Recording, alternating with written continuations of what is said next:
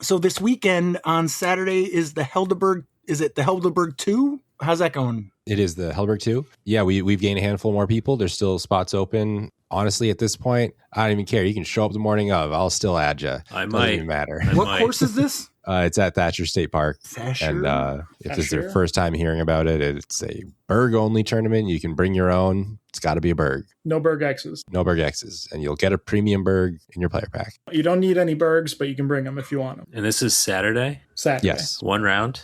It's 2. 2 rounds? Sorry. I wasn't planning on going, but I might. So that's on Saturday. You can show up morning of and probably still have a chance to get in.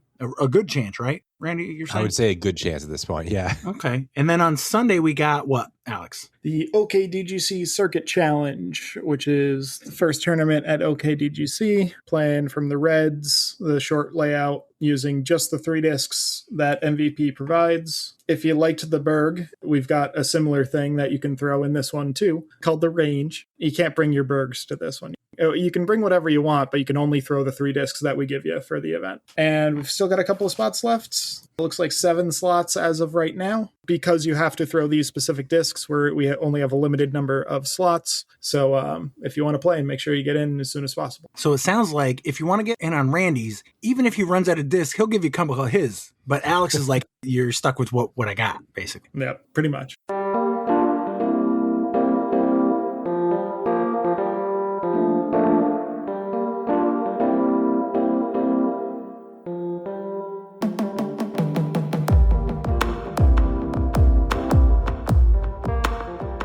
Welcome to the Hudson Valley Disc Golf Podcast. A couple weeks ago, the episode was sponsored by all our Patreons at the Jammer. Last week, it was Greg Kurtz. This week, it's everyone who didn't play the Jammer and whose name is not Greg Kurtz. So we got Tim Goyette, Peter Hodge, Brian Monahan. It's all in caps, so I had to emphasize it. Evan Parsley, Mark Bryan, Nick Warren, Terry Hudson, The Reaper Kyle Hirsch, Sparky Spalding, Mike Schwartz, William Byrne, Jack Bradley, Troy Vasari, Eric Heinel, Peter Fitzsisti, and Patatat Jeffries. As usual, we've got a lot to talk about this week. To help get through that, we got Alex, Randy, Corey, and Evan. Jamin may or may not be here in a bit. No Tim, Joe, or Jason tonight. I hear they're plotting a competing podcast. I bet it'll suck. Yeah, no doubt. Who's going to edit it for him?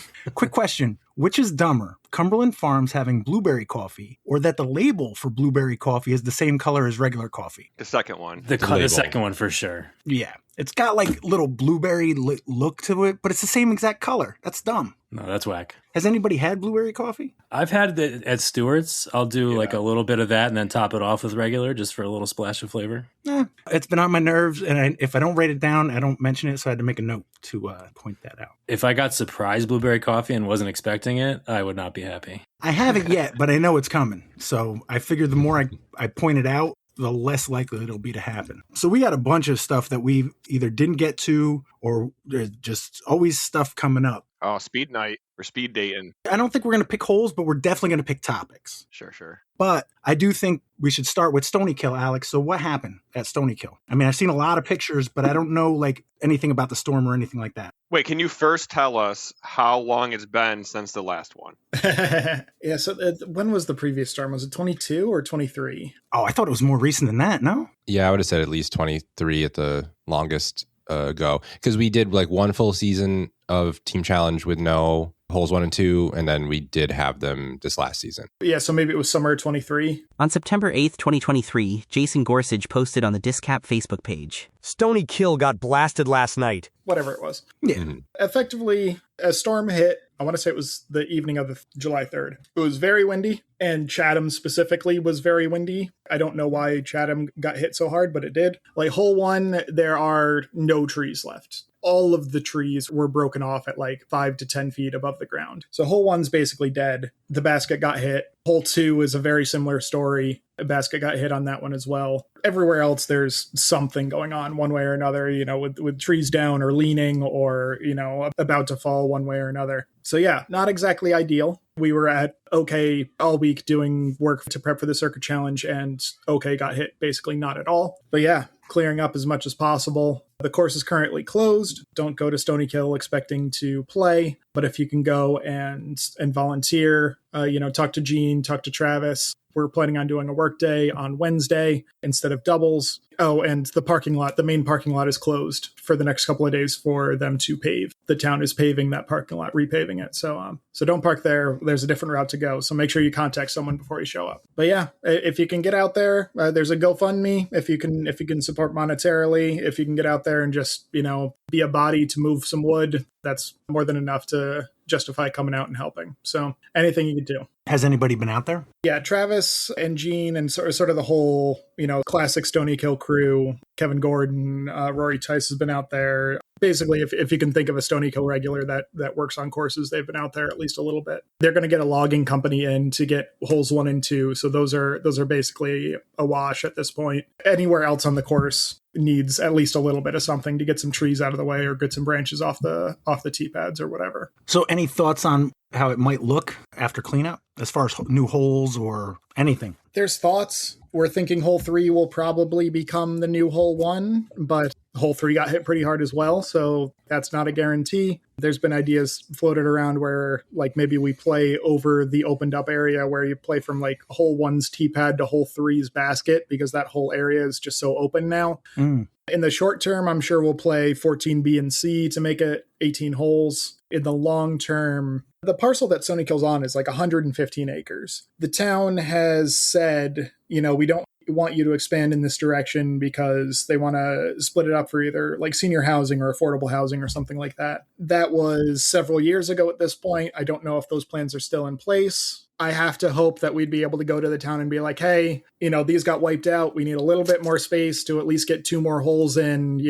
How can we work around this? But at the moment, everything's pretty much up in the air. I mean, obviously, there's links throughout Facebook and such, but you just go to GoFundMe and look for Stonykill. Is there a specific name to look for? I can provide a link. I believe it's called Support Stonykill's Recovery from Storm Damage. All right. That sounds about right. Yeah, if you go to GoFundMe and search Stonykill, it's the top result. Cool. I hope this is not a new thing. Every 3-4 years, some big crazy thing happens to destroy a course, but... Knock on wood, this specific area got hit mostly because they built the police barracks there, and now all these trees that grew up not really exposed to wind got exposed to wind, heavy winds and such, so they weren't really grown in expectation of having to withstand that sort of stress. So, knock on wood, the biggest damage was in an area that isn't gonna, we don't expect to see in other places, but no guarantees. Did you say the town was getting a logging company to clear out that Yes. whole one area? So I guess you kind of got to see, I guess 2 things. 1, when is that going to happen? And 2, what is it going to look like after they're done? They might absolutely just clean that entire area up, or they might just kind of be more selective about it, I guess. Yeah, I don't know exactly what the setup is. They've been out there, the logging company, so I have to assume they're in progress in the near future, but I don't know what their progress looks like. I know it's early on, and you might not even have thought of this, but any thoughts on how this could affect the scramble? It's certainly been a thought, knock on wood. I'm hoping that everything will be at least somewhat cleaned up by the time the scramble rolls around. We've got 3 months or not quite 3 months, but it's certainly a thought in my mind. But I'm hoping that, if we have to play, 3 through 18 plus 14 B and C, like we did that one year, that's all doable. That course gets used mostly from the scramble on, because then you've got 2 team challenge teams on it. Right. So maybe a month or 2 earlier, but this is a decent time for it to happen. You've got time to figure stuff out. I mean, obviously you never want that kind of thing to happen anyway, but yeah, just take an optimistic look at things like I always do. I'm so cheerful. We're not running a semi-major event every other week. Exactly. For, several months. So yeah, it's I mean, it really messes up with dubs, but what are you going to do? Just funnels everybody over to OK. That's the grand plan. Alex, should we be concerned that you knocked all the trees down in order to get more traffic to OK TGC? Yeah, where were you the Saturday night or whatever day? I was watching the World Cup. You said 10 feet off the ground. I think you could probably do that. That's what I'm thinking. He's the only guy who could do it. Yeah, right. The picture of the radar that Jay Gorsage shared was just insane. It's Mother Nature just has it out for Stonykill, unfortunately. Kinderhook, too. Even looking at this, if you look at the top one, it looks like it was kind of on the fringe. Yeah. Luckily, we didn't get hit too bad. The course itself is pretty much intact. Nice. All right, Corey, do you want to talk about the new proposed rules, Summer Battle Royale, SkipAce, or the Burbine Flex? There is kind of a lot of rules in there, but that might take a couple of days to go through. I mean, we could also wait for Jamin. That's what I was going to say, too. Okay. But let's knock out Summer Battle Royale. Well, Jamin also had a match there, too. Oh, shit, you're right. All right, let's do a Burbine Flex. I did offer that as an option, so that's kind of on me. But in my defense, I had initially wrote that question for Jamin because he hadn't been here in a bit, so I was going to give him the first opportunity. So Burbine Flex, you say? Yeah, I only heard 3 options, right? I gave you 4, I think. Summer Battle Royale, SkipAce, Burbine Flex, proposed rules. Oh, yeah, let's do SkipAce. Yeah, SkipAce is something that we could actually just knock out. Yeah, we have 2 events. I think so. And another one this week. Yeah, there's the Heineolio Open or whatever. I can't even correct you on that one. I know. That's a lot of vowels. I know. So, did we do the DGPT Plus Northwest Championship? If Cat beat me in it, we got to skip it. I think we did because we talked about me being last. Corey won it, right? I won that one. Yeah, we definitely. So we did talk about that one. Randy, if we follow that, we're just going to skip them all, though, right? Like only half of them now. Oh, okay, good. Good for you. I don't think we did European Open. Looking at the standings right now, we would. The 2026 PDGA European Open looks like we had 27 people picking for that, with Sparky Spalding in 27th. Sorry, Sparky Spalding. Highland Mike Warner in 26th, and I am in 25th. Everybody above that is much better than me. Blue Jay Disc Golf Store, Maximilian Pegasus, Brian Heller 22nd, Randy at 21st. Whoa. I definitely said your name before your wife's name, so yeah. Maybe we did this one before. I'm not sure. That's trending. Mike Schwartz in 20th. We still don't know who Joe C is. Justin Hickok. Cat Beam is 16th place, just ahead of Con. I feel weird not saying some when I say most of them. Evan, 15th place. Yeah, shout out to Rico for 1 point. Oh, Rico Suagusa. I think Rico slotted into my "this is how many points I have left" spot. Is that actually Rico Suave? It was always spelled really weird. That's the European version of spelling of Suave. Tie for 13th between Bickersmith and Corey Cook. Oh, you guys are like always intertwined somehow. Tucker Rules in 12th. Ivan Ivan Marmota in 11th. The correspondent in top 10, Joe. Stubbs is in 9th. AMP Alex Potts in 8th. That's the first Alex Potts I've seen, so that's good. Maybe we scared him away. Brandon Klein, Lefty Flick, top 5. Jamin Hume, he's been in the top 5 or 10 pretty often. Devin Lamke in 4th. Billy Buckner in 3rd. The real Alex Potts in 2nd place with 1,220 points. And your winner with 1,289 points, Rob Wiest of the Mississippi. How's that feel, Corey? Where were you? I got to scroll up 13th. It's like 200 points or something like that. He got me there. More than 200, actually. Yeah. I don't got a nickel and dime. We could just wrap it. Well, I mean, 213 is 213. Yeah. You know, if you shot 1,000 rated round or 1,013 rated round, are you going to say, hey, I shot 1,000, or are you going to say I shot 1,013? I'm going to say 1015, actually. I was going to say, you'll say I shot over 10. I shot over 1,010. You know, so congratulations, Rob Wiest of the Mississippi. Calvin Heimberg. I've been avoiding saying a lot of these names because, it could just be silly. But so that was the 2026 PDGA European Open. Then we had the Swedish Open presented by Castaplast. So a lot of, was that Bergs? It's Bergs. Yeah, Bergs. A lot of Bergs being thrown around. Is it 28 pickers this time? Leighton Scott. That's a new one, right? I think we convinced him to make picks. Now we'll see if he made picks on the next event too. But yeah. Jamin Hume in 27th. Wow, that's the first time he's had a bad week. He had Vino Makala, Daniel Davidson, Culver Dallin, Kat Murch, Calvin Heimberg, and Missy Gannon. That's why he didn't do well, because I could pronounce all of those. Kenji in 26th, the real Alex Potts in 25th, Brandon Klein 24th, Randy Bobandy 23rd. Still haven't said cats this time. Yeah. Not to point it out every damn time, Keenan, but you know. Tucker Rules in 22nd, Stubbs tied with Rob Wiest of Mississippi. Okay, Corey, so you can gain some ground on him here. Yeah, see how much. Yeah, Cat Bemis in 19th, Bickersmith 18th, Schwartz, Blue Jay Disc Golf Store, Bill Buckner, Lefty Flick, the correspondent in 12th. He was in 10th last time, not too bad. Highland Mike Warner in 12th. Ryan Travis 148,343 in 11th. Corey got top 10, 1203 to his 1130. So something. When you're ahead, you counted every point. when you're behind. Every point matters when I'm when I'm getting them back. Still and top 10. Evan Parsley, 9th place behind Maximilian Pegasus. Alex Potts in 7th. What were you last time, Alex? Like up there, right? 8th. So yeah.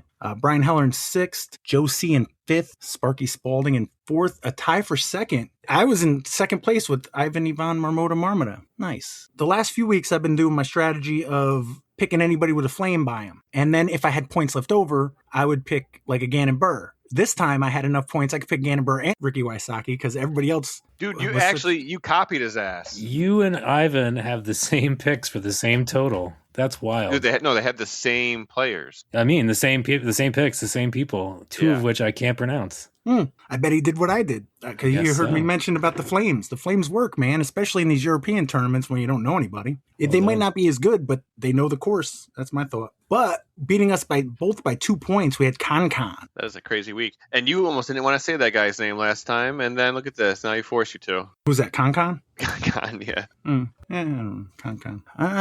So that was the Swedish Open presented by Castaplast. Let's take a look at the overall. Oh, and did we do the Ale? Did that already happen? No, that one just happened this past weekend. Oh, but so we do have. Okay, so it's one to cover. 29 pickers. Ivan Ivan from 2nd to 29th. Alex Potts. What happened? I can pronounce them all. That's your problem. Joseph Anderson in the Ale Open. Come on now, Alex. You can't have no Joseph Anderson. It was a poor choice. It was a poor choice. Mr. Anderson. Maximilian Pegasus, Brian Heller, Joe C, Highland Mike Warner, the correspondent in 23rd. He's dropping. Uh-oh. Kathleen Bemis in 22nd. And I have not said Randy's name this time. Okay. Schwartz in 21st. Devin Lamke, Evan Parsley, then Randy. All right. 20 points. Big 20-point lead. 20 points. All right. Jason Lasasso in 17th. Tim Goyette in 16th. 15th place, we finally break 1,000 with Jamin at 1,006. Bickersmith in 14th. Con in 13th. Jakey Huey in 12th. So he made his first picks. Yep. And I haven't said my name, so I beat him. So you're 0 for 1 there, Jakey Huey. Brandon Klein in 11th. Top 10. Rob Weiss of the Mississippi. Sparky Spalding, Blue Jay Disc Golf Store. Then me in 7th place. Again, although most of these I can pronounce, but I still definitely use that strategy. But I was able to pick Ricky and Gannon again. So Lefty Flick 21 in 6th, Stubbs in 5th, Ryan Travis 148, 343 in 4th, Corey Cook 3rd place. Yeah, so 2 of the 3 you beat, Rob, right? Yeah. 1073 to 1179. So what's that? 106. Hey. Yeah, we'll say 100. We'll say 100 this time. All right. Tucker Rules in 2nd, and Billy Buckner is your winner for the week. Yep. Can't pronounce half of those names. Eliezra Midling. We've said that. Nailed it. Yeah. All right. And quick look at the overall standings. We've got 41 pickers. Let's see where Jakey Huey in 38th out of those 41 after 1 week. Jason in 35th. I did see his name at least once in the last few weeks. Tim, 32nd, same. Ryan, I don't remember saying his name a bunch. Petatat Jeffries, Highland Mike Warner, Devin Lamke, Brandon Klein. I'm in 24th ahead of Brandon Klein, so we're going to end the season right now. I got him by 1 point in the non-bolded numbers, which I guess the important ones. Kenji in 23rd overall. Alex, 22nd. We got the initial boys. 22nd, Alex at AMP and EMP in 21st. And Joe, the correspondent, in 20th. Blue Jay Disc Golf Store. You guys are all jammed up. Yeah. Maximilian Pegasus in 18th. Tucker Rules in 17th. Ryan Travis 148, 343. Randy Bemis, 15th place. How many points? It's close. It's close. You only got Stubbs in between in 14th, and then Cat Bemis, 13th place. Sparky Spalding in 12th. Joe C in 11th. Top 10 for the season. Rob Weiss of the Mississippi. I have not said Corey's name yet. Jamin with one clunker is still in 9th place. Con in 8th. Schwartz in 7th. Billy Buckner in 6th. Top 5, we got Bickersmith, 40 points behind Corey Cook in 4th place. Brian Heller in 3rd. Ivan Ivan Marmota in 2nd. And Lefty Flick 21 in 1st place. While it's great for Lefty Flick 21, hasn't this been a whole season to get past, Rob? Or no, Corey? At least as far as our updates. It seems like you've been trailing him most of the season, no? Yeah, I think what must have happened is we've done a ton of events. Yeah, I don't know. I probably passed him in within the past month or so. And since we haven't done picks, or we haven't, talked about him. Yeah. Probably since we did the last 3 I think events. the last update, maybe I was still ahead of him, but barely, or I was just behind him. It was close. Yeah. Rob Weiss of Mississippi at 19th. He picks most times, right? He's pretty consistent and usually a little better than that, I thought. Yeah, I think it's the drop total. I mean, by now we've had 9 events, and what do we drop? 2 of them? Yeah. So 7. Yeah, and he might have had a couple shitters in there. Justin Hickok in 10th, Corey in 9th. That's you started out really bad, right? I was in the 20s and 30s. Yeah, I missed a week or 2. Yeah, you missed the very first week for sure, and maybe the second one. So you already had your zeros, like kind of. Oh yeah, I forgot the first week. I was already about to call it quits because I was pissed off that my picks didn't save. Allegedly. Yeah, you put them in. Yeah. Still pretty close. Just a couple 100 points. So the next event we got coming up is the Heinola Open. Closes in 3 days. So if you haven't gotten your picks in, probably too late if you're hearing this, but you guys can still get your picks in. My strategy is still the same. I got Calvin and Ricky and 4 people I can't pronounce. All right. So that is SkipAce. So we got the Discap Flex Series 2026, 4 of 6 CEP charity rated. This is in Charleston, New York. That is Burbine, right? Correct. Tournament director Mike Schwartz. It was a cloudy day with temperatures around 75.52 degrees Fahrenheit with 5.39 miles per hour of wind. Yeah, I'm just going to cut you off right there, Pat. That shit is a lie. It was hot as balls out there. All right, he must have figured that temperature out at like 6 a.m. when the first group went out. 73 players. MA3, Andrew Chamberlain tied with Lenny Rabune. They both shot +2. Todd Lorenz was in third at +3. Krista Kovac won the FA2 Women's Amateur 2 Division. Evan, you played the MA2 Mixed Amateur 2 Division. How'd that go? You mentioned first card out, which is interesting because I thought when I signed up for Tea Time, I was the first card out. But apparently there was some kind of like secret cool kid card that got out ahead of us. I'm not sure. Maybe Corey knows what happened there. Yeah, I forgot what happened there. I don't know. I thought Tim said that you like talk Schwartz into it at like Dubs or something. No, there was a few spots left open in the registration. There was no one playing MPO, and I had nothing else going on Friday, so I like tried to bully some disc captains into signing up, and I got Gorsage and Troy, and I think we were on a later tea time, but then we also got Column Grant, and I don't know, somehow the 4 of us got to get a different tea time together. So we got the 11:20 tea time, I think. Were you 11:30? Yeah, we were 11:30. I was on a mixed group. I got to play with Lisa L. and Marcia and Rob Pupke. They were all playing on the, I guess what you'd call the modified layout. So it was blue tees, except they played red on 7, 10, 15, and 16. So 7 is the Beast of Burbine, right? 10's over the pond. And then 15, 16, a couple of the longer ones on the back. Great card. Absolutely. Pleasure to play with all 3 of them. I played with Rob last year at the same event, which he reminded me, what's the hole in the back that's like a left to right, probably like 300 feet, 13 or something? 12.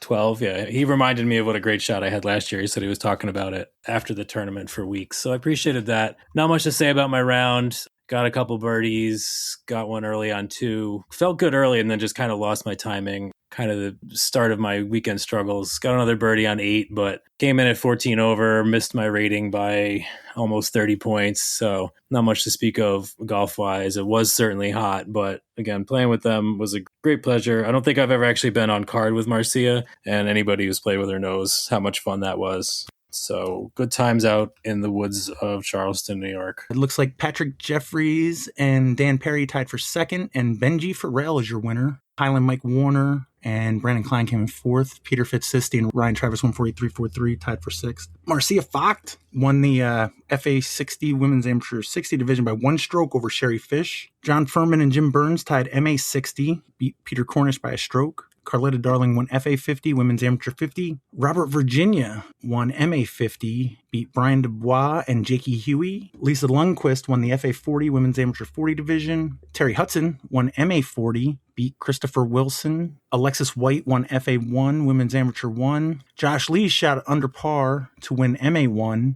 Derek Walker came in 2nd, Matt Sharp in 3rd. Danny White and Greg Kurtz tied for the MP60 division win. Jeff Darling beat Ron Tyre for MP50. Michael Thomas won MP40. Amber Stout won FPO. What about the MPO division, Corey? Yeah, and then, like I said, I got the early tea time with Troy Vasari, Jay Gorsage, myself, and Colin Grant. All of us except for Colin were playing open when a few days prior to me signing up, there was no one playing open. I'm not familiar with him, but I've seen his name around, John Meshet or Meshu, or do any of you guys know that guy? Oh, he's a CNYer. Ish Unianta, never mind. He also signed up after us. So now we had like a 4-person division, which was awesome. My play was garbage. I went through the first 8 holes without getting a single birdie. It was pretty hot. I don't remember what the temperature actually got to. I think it was another 90-degree day, right? 75.52.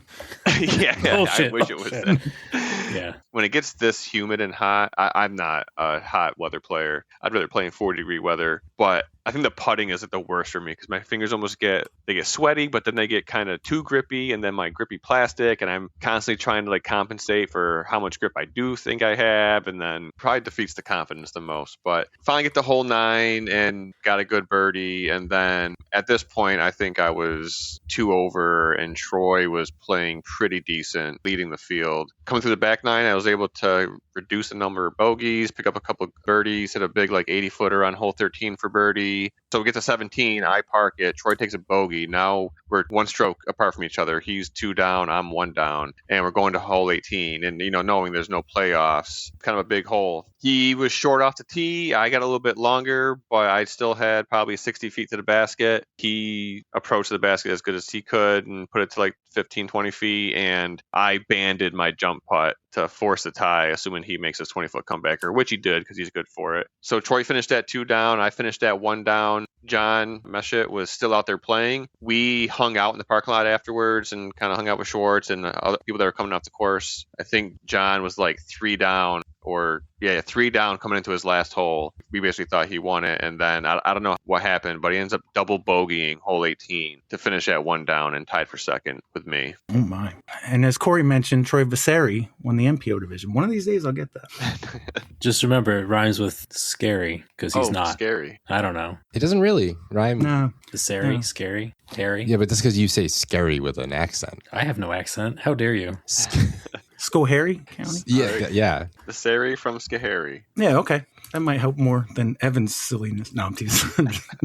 Something I thought about. I thought we should be doing something like this. What about rating the tournament? Like from your perspective, what are your thoughts on that? I will say it's going to be really hard to rate something low. Well, here's the thing. Jason posted the thing about Mindkill. I don't like the number system with ratings. I remember working way back in the day. I was working at like GameStop when it first opened up. And they're like, you got to have people rate your shit. And if it's not 5, then you failed. And it's like, well, what the fuck kind of rating system is that? Yeah.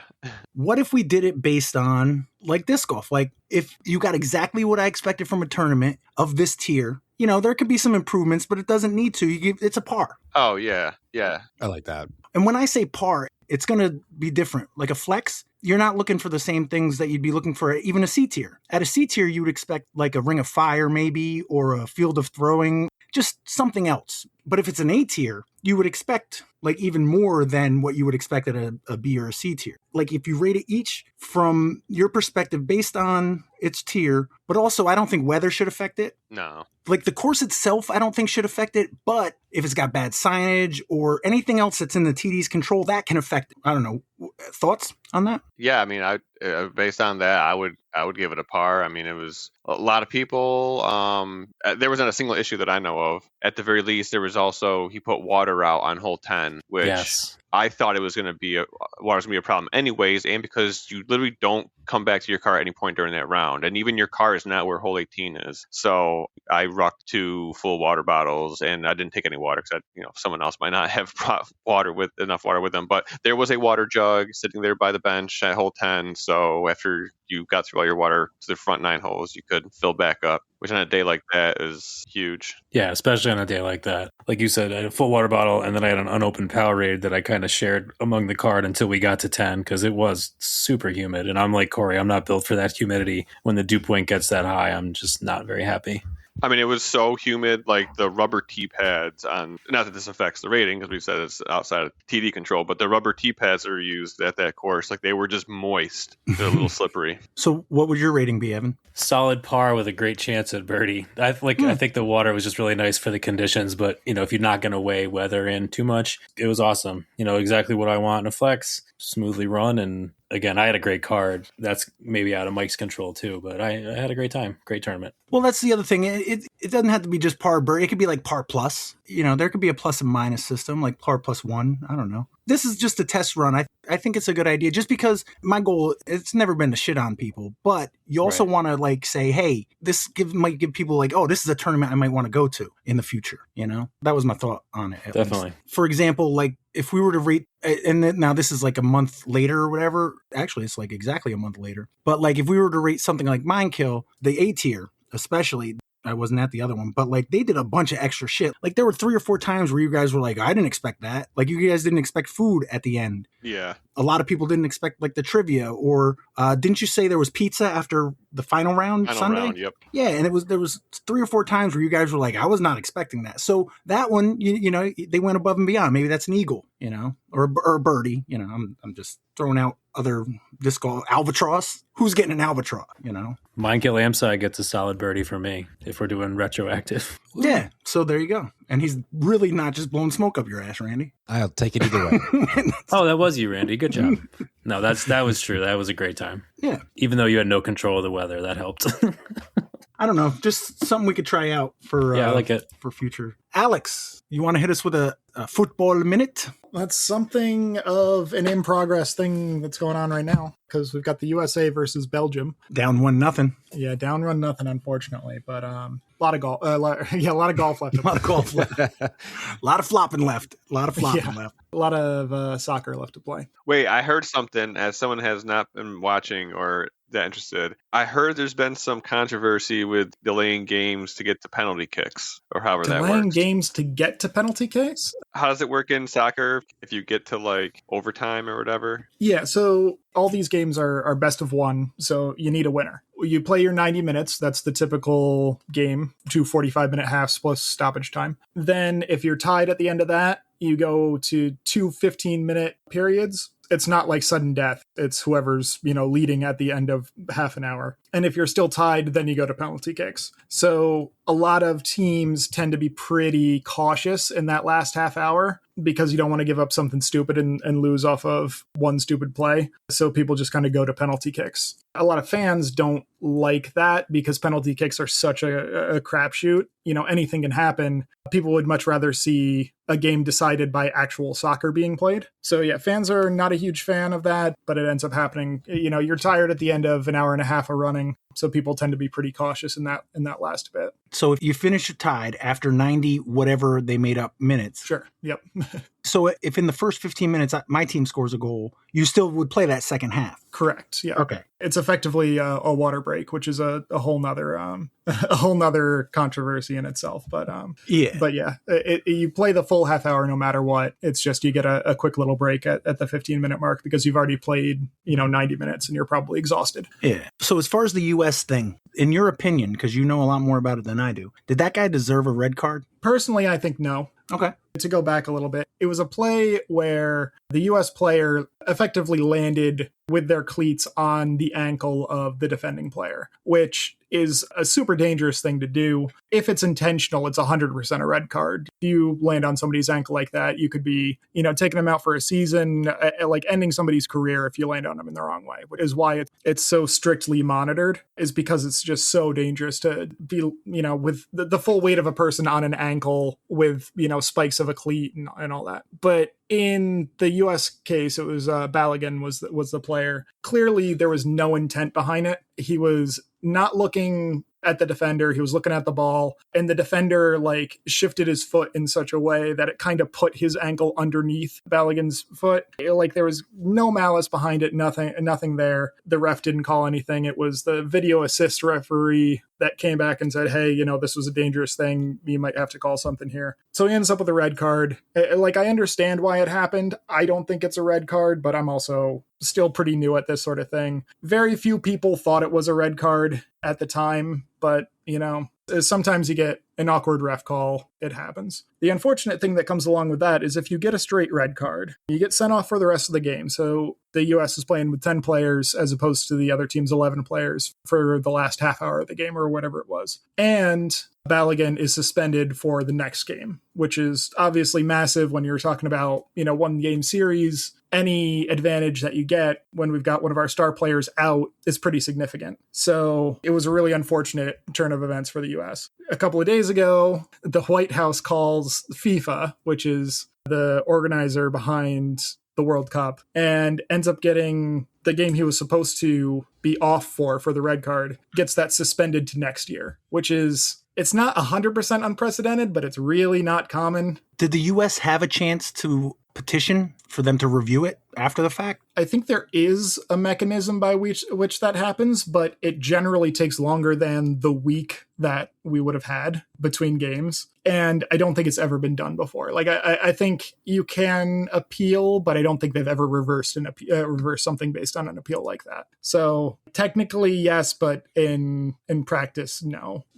I have seen similar instances like this in other sports. I've seen it where it's like, oh, you're going to serve your suspension at the beginning of next year, as opposed to, the playoff game or what have you. It has happened in the past. So, okay, well, they just had a hydration break, so down 1. Yep. A lot of soccer still left to play. Anything can happen. Last night was a wildly entertaining game between England and Mexico. There are 5 goals, 2 penalties, a red card, a whole bunch of yellow cards. Like it was a really entertaining game to watch as someone who didn't really have a stake in the game. But yeah, no, it's really anything can happen. And, it's a long time to be playing soccer. Absolutely. And the U.S. does not look like Waldo tonight. Yeah. The U.S. was supposed to be wearing the Waldo uniforms, but they had played this matchup, Belgium versus USA, with the U.S. in their Waldo uniforms and Belgium in these like pink and blue ones. And it was impossible to tell who was who. Like they had done it in a friendly a couple months ago. Yeah, they specifically set this up so that the U.S. would be wearing the darker colors. Oh, that's cool. Because we are the villain. Of course. All right. Any other soccer comments from anybody? All right. We were talking last week about the best JPark layout, and I did a poll on the Facebook page. I thought we could quickly go over the results of that. Now, I put in as the options J27, J North, South, East, West, and J36. I think I put J36. Somebody might have added that, but I think I did. Corey, is that proper? Is that the right layouts? Did I miss any? Yeah, I think so. That's what I would have used. Okay, well, I want to get your guys' opinion. So based on the polling, which is definitive, we had in last place with 1% of the vote, 0 votes. I don't know how I got 1%. J East, do you agree? Surprising. Yeah, also surprised. I mean, if everybody just had to pick one and not like rank them per se, you know what I mean? It might have come out differently. So I don't know. Yeah, true. It could be a lot of people's number 2. Right. I wouldn't have picked it as my number 1, but I also wouldn't put it at last. So I kind of get it. All right. Next up, go ahead. I was clicking away trying to find this poll, and USA scored. Oh, hey. Do it again. Ole, ole, ole, yeah, keep ole. clicking. I know, right?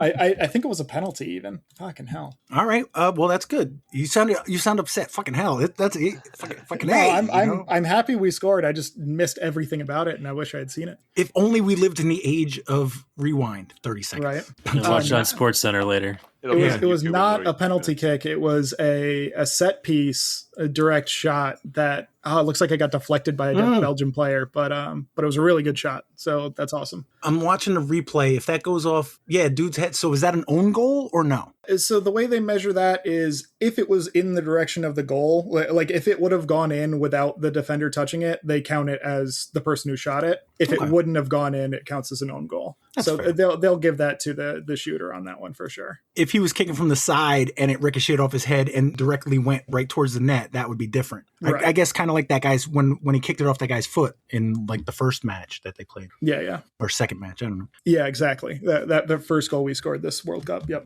All right, so Estados Unidos tied up. I have it on mute, so it doesn't matter what channel I have it. I have it on the Telemundo.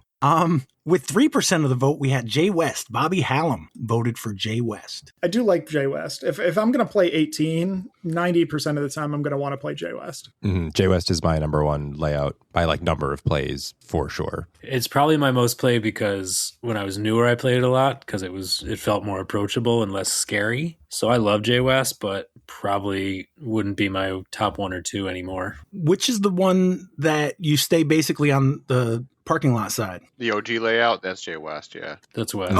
Okay, so yeah, I can see that. It only goes across the street for 14, 18, and 19B, right? Yeah. Yep. All right, then next up with 8%, 2 votes, Will Byrne and Adam Dahl, we got J36. It's crazy. It's Has Will exhausting. Byrne played J36 before? Probably not. Surely. Didn't we do a couple years ago, maybe it was a flex where we played J36 and they got an exemption to let us take a lunch break and to let Yeah. other cards play through if you Yep. wanted because it was Yep. such a special thing? Yep. Yeah, I mean, that was kind of a bucket list. Like, that was cool to do, but yeah, that's an ass kicker. So yeah, J36, that was fourth place. Third place with 14% of the votes got Tucker Kozlowski, Mike Schwartz, Cody Canine, and Aaron Holtby picked J South. If we were only picking 18 hole layouts, that would have been my pick. Yeah, solid sure. pick. Well, it was second place of the 18-hole layouts. First place in the 18-hole layouts. Second place overall had 19%. One extra vote. We got Greg Kurtz, Jack Fruchter, Marcia Fox, Ryan Nelson, and Jay Gorsage. Jay North. So we know who the masochists in the of the listening base is. All right. Also, I'm not sure if he still has them, but Jason Gorsage got I Heart Jay North patches made to fund like keypad sand stuff. So I don't know if he still has any, but maybe once he hears this and you make the post, he could comment on it. Shout out Tim Goyette for buying one for me. Oh, nice. I do not heart Jay North. I was going to So say you can there's buy it for 4 money people reasons. there who might want it. I heart it now. It used to, seem like too daunting, but it's also, I don't know if you voted Pat Jeffrey's favorite layout. He's a woods guy. Jay North is awesome. It's great. Perfect. No notes. I think he did vote Good. because in first place with 55%. I actually voted for this one. I voted Kyle Hirsch, Jess Lasasso, Eric Heinel, John Vermilia, Kat Bemis, Randy Bemis, Peter Hodge, Corey Cook, Joe Karen, Evan Parsley, Tim Goyette, Red Herring, Jacob the Butler Bethel, and Petatat James. 15 votes, all voted for J27. I think Jake Huey said it last episode. I wasn't here, but if you're going to go to Jay and you have time, especially if you're driving a little ways, you definitely want to play 27. You're going to see so much of the course. It's a really nice amount of holes to play without being too overwhelming. 27 is awesome. That's why we did it Saturday for Independence Discs, right? Yeah. The thing is, for most people, if you're driving to JPark, you're probably already driving 40 to 60, 75 minutes. And I'm of the accord that if I'm going anywhere, I need to spend at least as much time there as I am in the car to get there. Exactly. Round trip. So, 18-hole layout, if you're not playing J North, that might only take you and your buddy hour and 20 to play. And then afterwards, we could have played 9 more holes, but do you really want to play the same layout again? Could have just played J27. Exactly. All right. Well, that's cool. Anytime people actually vote. Yeah, close to 30 votes, which is awesome. I know James is not here yet, but we should really get into some of these rules. At least go over 1 or 2 of them. Yeah. Like I said, we do have next week as well. Mike Schwartz sent me a link to the Staggered Stance podcast last week. He sent it on Spotify. I don't use Spotify, but I did find it. Did anybody here listen to that? I read through all the proposed changes. Okay. Yeah, I didn't listen, but I skimmed it. They went over specific ones. Based on the way they were talking, they had a whole different document than this rules change document. So I was kind of confused. I'm not great with rules to begin with, as far as I can read a rule and be like, okay, don't do that kind of thing. But you guys have better peripheral thoughts as far as how changing one thing can affect other things, which is something I'm not good at. The public comments close on July 23rd. So if we could still talk about it this week and a little next week, so we don't have to do everything tonight. Yeah. And that'll still give anybody who's listening here, if that affects if they're going to comment or not. But that was my thought on that. So it says there's 5 major changes to the official rules of disc golf. Is there any particular spot you want to start with? I'd just go top to bottom. Okay. So our first change is the ORDG, so that's the official rules of disc golf, I assume, has stance rules in 3 places. All stance rules should be in a single place so players can refer to them more easily. The language of the stance rules should be as simple to understand as we can make them. This will render the definition of putting area in 806.01 unnecessary. We can preserve existing citations by instead using 806.01 to define the term inbounds. This creates changes across 806's various regulated areas. Yeah, that's kind of just seems like a verbiage clarification. Yeah. Does that make sense to you? Yeah, they're just kind of changing words around to make it a little bit more clear, not trying to hit word counts on rule definition. Yeah, I think that's not a rule change. It's a remove extra language change. They basically move that little extra bit the part B. So now they say like having a supporting point in the teeing area and not having a supporting point outside the tee area is all rolled up into when the disc is released. They didn't really change anything with that, I don't think, not from my understanding of it. They didn't really change anything with any of this part. Okay, so you don't even think we need to mess with the No, I think it's just all verbiage updates. stance and such? You make it easier to understand, consolidating some stuff that was kind of maybe spread across the rule book. They also did note in the like little paragraph before, they're talking about, they're adding the word clearly to the definition of a violation. So they're saying with like a jump putt or a step putt, the violation only exists if it's observable by the group or an official with the naked eye. So all of these, like when you go back and watch it in slow-mo with 12 different camera angles, and you can tell that they picked up their foot before they let go of the disc, that's not going to be something that's applicable for foot faults and stuff like that. They're saying it needs to be observable by the naked eye, in the moment. Okay.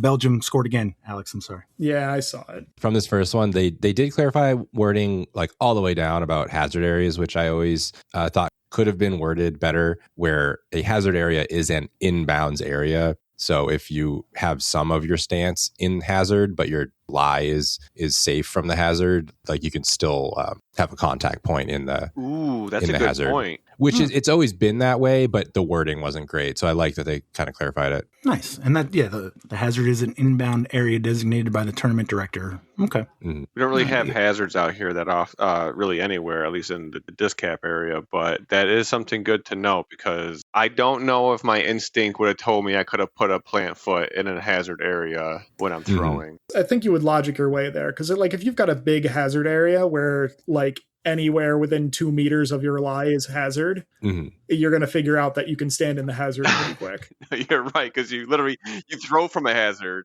It's when you've like cleared the hazard, but your whole stance is still in the hazard. Yeah. Like you don't treat it like OB. You can just stand right in it. It's less clear when you're not being penalized for the hazard. Right. Like, oh, I get a meter off of this, right? No. Anything else on that then? That sounds pretty understandable.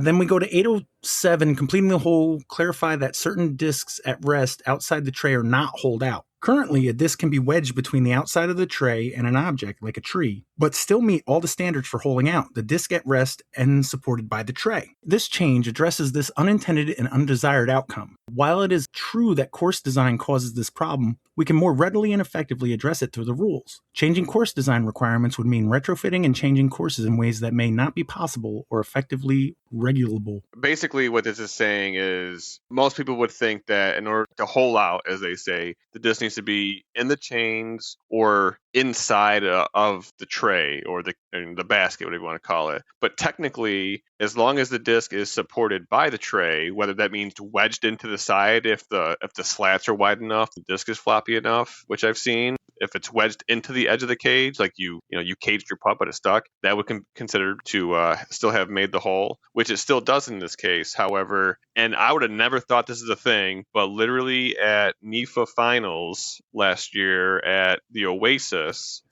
is it hole 16 or hole 18, 17? I think it was hole 16, possibly. It's a par 4, and the basket is like in the ground. And around the front of the basket, I believe, is like some wooden decorative pieces, whatever they were. And Gorsage was on the cart ahead of us, and he actually, I don't remember if it was his second shot or his third shot, but he threw his disc that was leaning on the cage, but also touching not the cage, wherever those wooden things were. So it was kind of more of like a leaner. It was not in the cage. It was not wedged into the cage, but because it literally was being supported by some degree by the tray, it was considered a make. 807B, in order to complete a hole with a basket target, the thrower must release the disc and it must come to rest supported by the tray, the chains below the chain support, and they added, or any combination of the two. A disc that only meets these criteria because it is also supported by the playing surface or another object has not holed out. And so this is another case of just improved wording. We'll call it the Dan Doyle rule. Yeah. Because he has a tendency, and it's not a complaint, but he does do like kooky holes, especially at Oasis. Yeah. And the PDGA blog post, I guess you'd call it, the image they show is literally like a basket within 8 inches of a tree, and the disc is wedged between the tree and the basket. The current rule suggests that would be a make, but the proposed rule change, that would not be a make anymore. That sounds reasonable. Logical. Yeah. I think this is a good change. So anything else on that? All right, moving on. We got 809.01 abandoned throw, more options for abandoned throw. In certain situations, it is beneficial for a player to abandon their throw and return to their previous lie with penalty. This change allows the player to return to any previous lie in the hole, including the teeing area. It is important to note, as the QA clarifies, that all throws count plus the penalty, and this does not wipe out previous throws on the hole. That's the part where I think people are going to have an issue or going to be confused. Yeah, I've never been in a situation, I don't think, or I've seen someone in a situation where they would actually utilize this, but I could think of you shank a drive and you try to get out, and now you're even further off into Vietnam, and then maybe at that point you decide, if I just go back to the tee, it's going to take me at least 2 strokes to throw out of this mess I put myself into, or maybe more. So maybe I just go back to the tee or go back to where my first shot went. I think it's fine to have an option. I don't really know how often it's going to be used. So in that case, you could either go back to the tee or your first shot, and either way you're throwing 4. Yeah, I think this is really just clarifying the case where you abandon your third throw, or like you don't make your third throw because you found yourself in such a bad spot and you go back to the tee, so it's not your previous lie. Like you get up to your disc and you're like, I have absolutely nothing, but I'm going to try it. And then you try it and you're like, clearly this is not working. I'm going to go all the way back to the tee pad. Even though I've already thrown twice, I'm going all the way back. So it's 2 throws plus a penalty throw would mean you're throwing 4 from the tee pad. The QA says, and this is really just rewording what Alex just said, but my tee shot got a horrible kick into the woods. On my next throw, I tried to get it back to the fairway, but it kicked to an even worse spot. What can I do now? And the answer is a player can elect to abandon their throw at any time and return to any previous lie on that hole during that round. Therefore, you could go back to the tee with penalty. All the throws you made plus the penalty are applied, and you would be throwing your 4th from the tee. I guess I don't object to this. I guess I always kind of assumed like, oh man, that throw was bad, I'm abandoning it and I'm going to, throw again. But I don't have an issue with allowing that. You're still going to take the penalty plus everything you threw. So sure, go back to the tee if you want. I hope to never have to use this. Yeah, right. But good to know. I hope I'm never in a bad enough spot that B-Klein has to remind me that this is an option. I'm going to remind people about this option when it doesn't need to happen. Like he's helpfully reminding me of like, you try the putt and it rolls like 100 feet. And it's like, man, I got a putt from down there. Like, no, you don't. Abandon that and putt again. Those are helpful reminders. This is like salt to the wound if you're in this spot. But Randy's got your back, everybody. Correct me if I'm wrong, but this could work if in that scenario, Evan, you try that putt, it rolls down the hill. Brandon says, hey, you can throw from there. You're like, no, I got this. You go down to where your putter ended, you throw it up again, and it rolls even further behind you. At that point, you might say, you know what? I could go back to the original putt. Now you're going to take those throws plus the penalty, but right, they both count plus the penalty. Yeah. And Brandon's going to rag on you probably till the end of your days, but yes, he will. You have that option. You can say, I'm going to try it once. A lot of times it's situational. This could be match play where the other guy's not having a much better deal, and this might be where you're like, oh, this guy just went OB twice. I can really, make it a match or a hole if I use this strategy. So, because you can go to any spot, right, that you had previously been to. Well, that's what I was going to say, not to like beat this one rule, but if you say I've thrown 2 and now I'm abandoning going back to the tee, okay, fine, you know where the tee is. Mm-hmm. And the one you just described, I tried the putt. No, that's even worse. I'm going back to where I was up on the hill. You probably don't still have a marker there. So at that point, it's like, okay, I think I was here. Or you know what I mean? Like, does that get a little weird for anybody? Yeah, there's like a group assist. But I've also always felt that about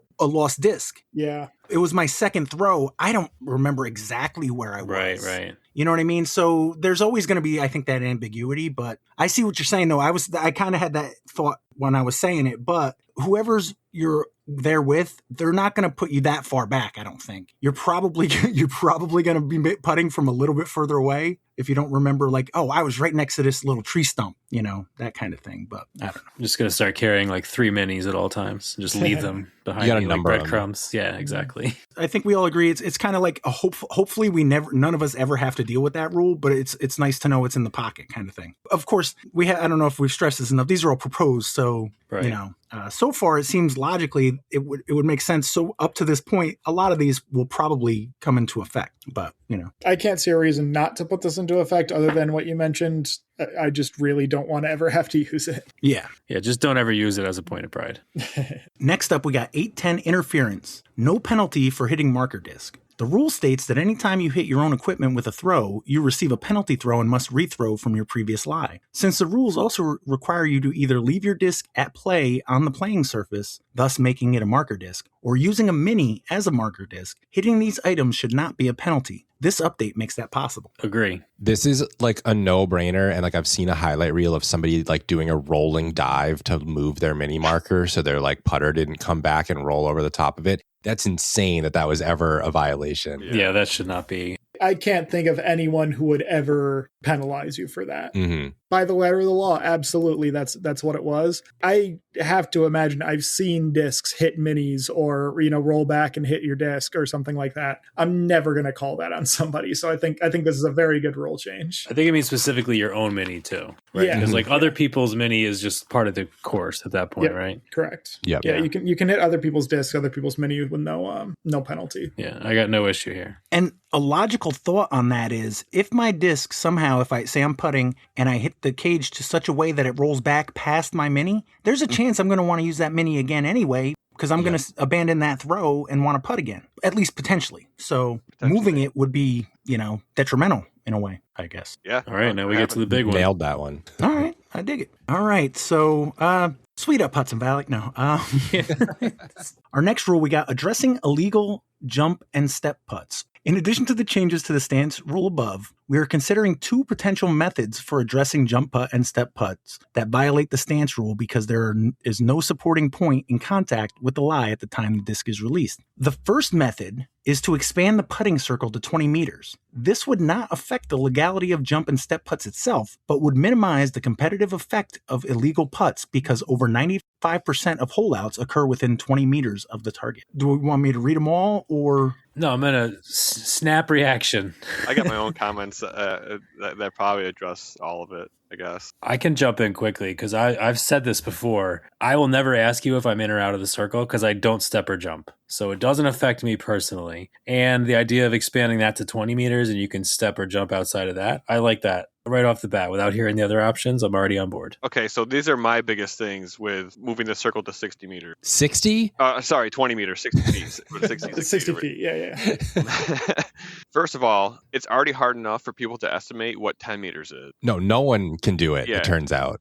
You're not going to ask people to estimate what 20 meters is? Some people are going to say it's 100 feet. I got my rangefinder. You're going to lose so much time to people walking off 60 feet. Yeah, walking it off, rangefinders. Not everyone has a rangefinder. And I saw one comment on Facebook on some group where some guy's like, oh, what? Every tournament I've played in has had 10 meters either marked or painted. And I'm like, I don't know where you're playing because that is... Yeah, what do you play, disc golf heaven? Yeah, that is not the case. And are you expecting that for every flex tournament that also has to abide by these rules that they're going to go out there and mark 20-meter circles? Do you know how much shit could be in the way in 20 meters? Bushes, rocks, all that stuff. I think it's ridiculous. So you think they should just outlaw step and jump putts? No, I think they should make it so that there is no more 10-meter circle. People want to jump inside from 15 feet. Let's see if the basket catches it.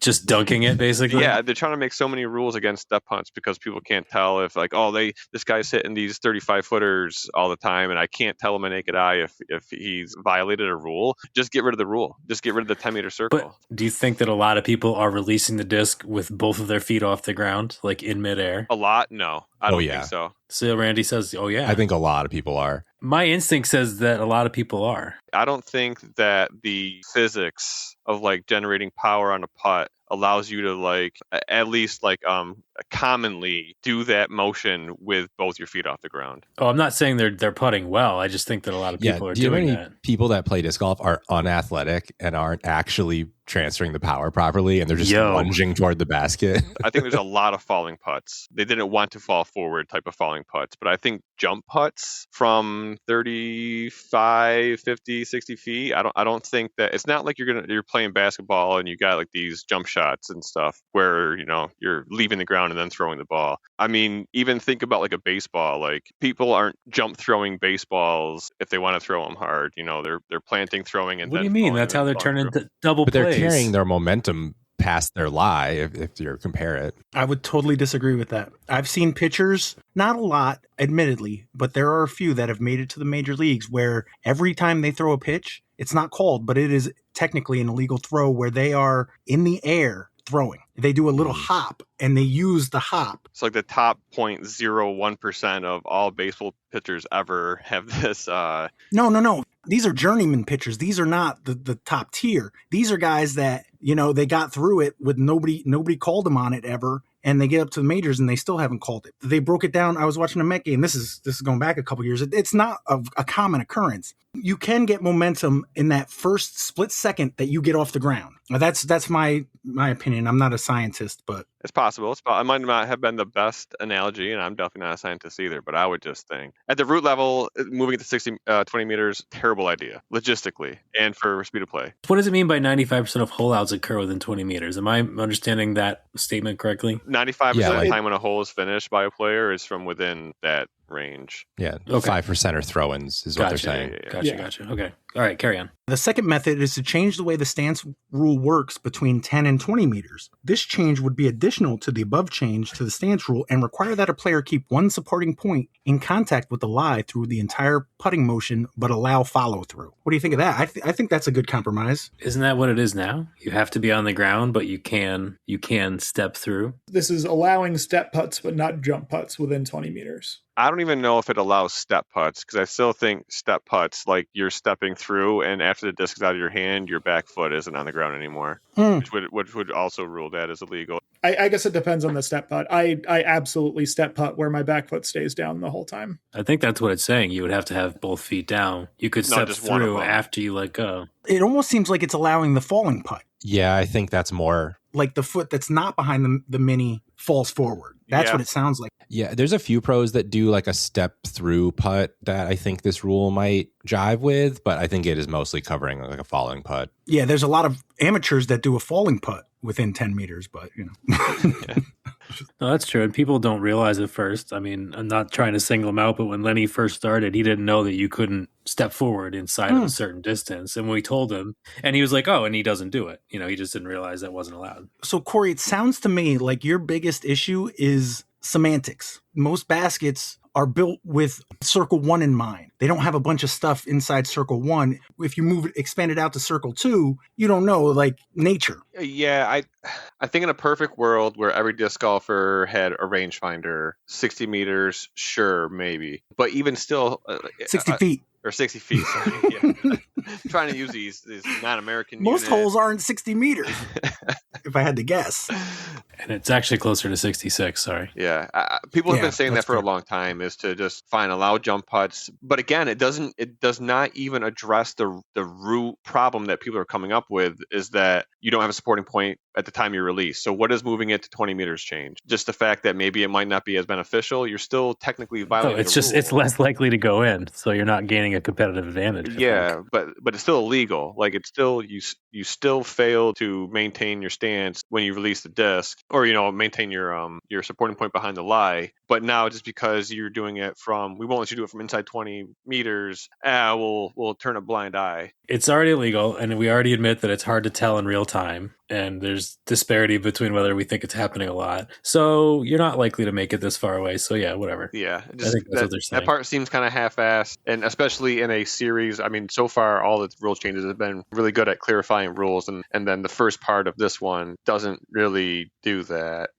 If they're looking to change it in this manner, I would much rather see them say like 12 meters instead of 20 meters. But that's just me. Why 12? Just because 20 is a lot. And I think 12 would, increase it by 6 feet or whatever. You get a better, you're much more likely to be able to estimate that than 20 meters. If it's me, if I'm at 60 feet, I'm not going to be able to putt something without at least stepping one way or another.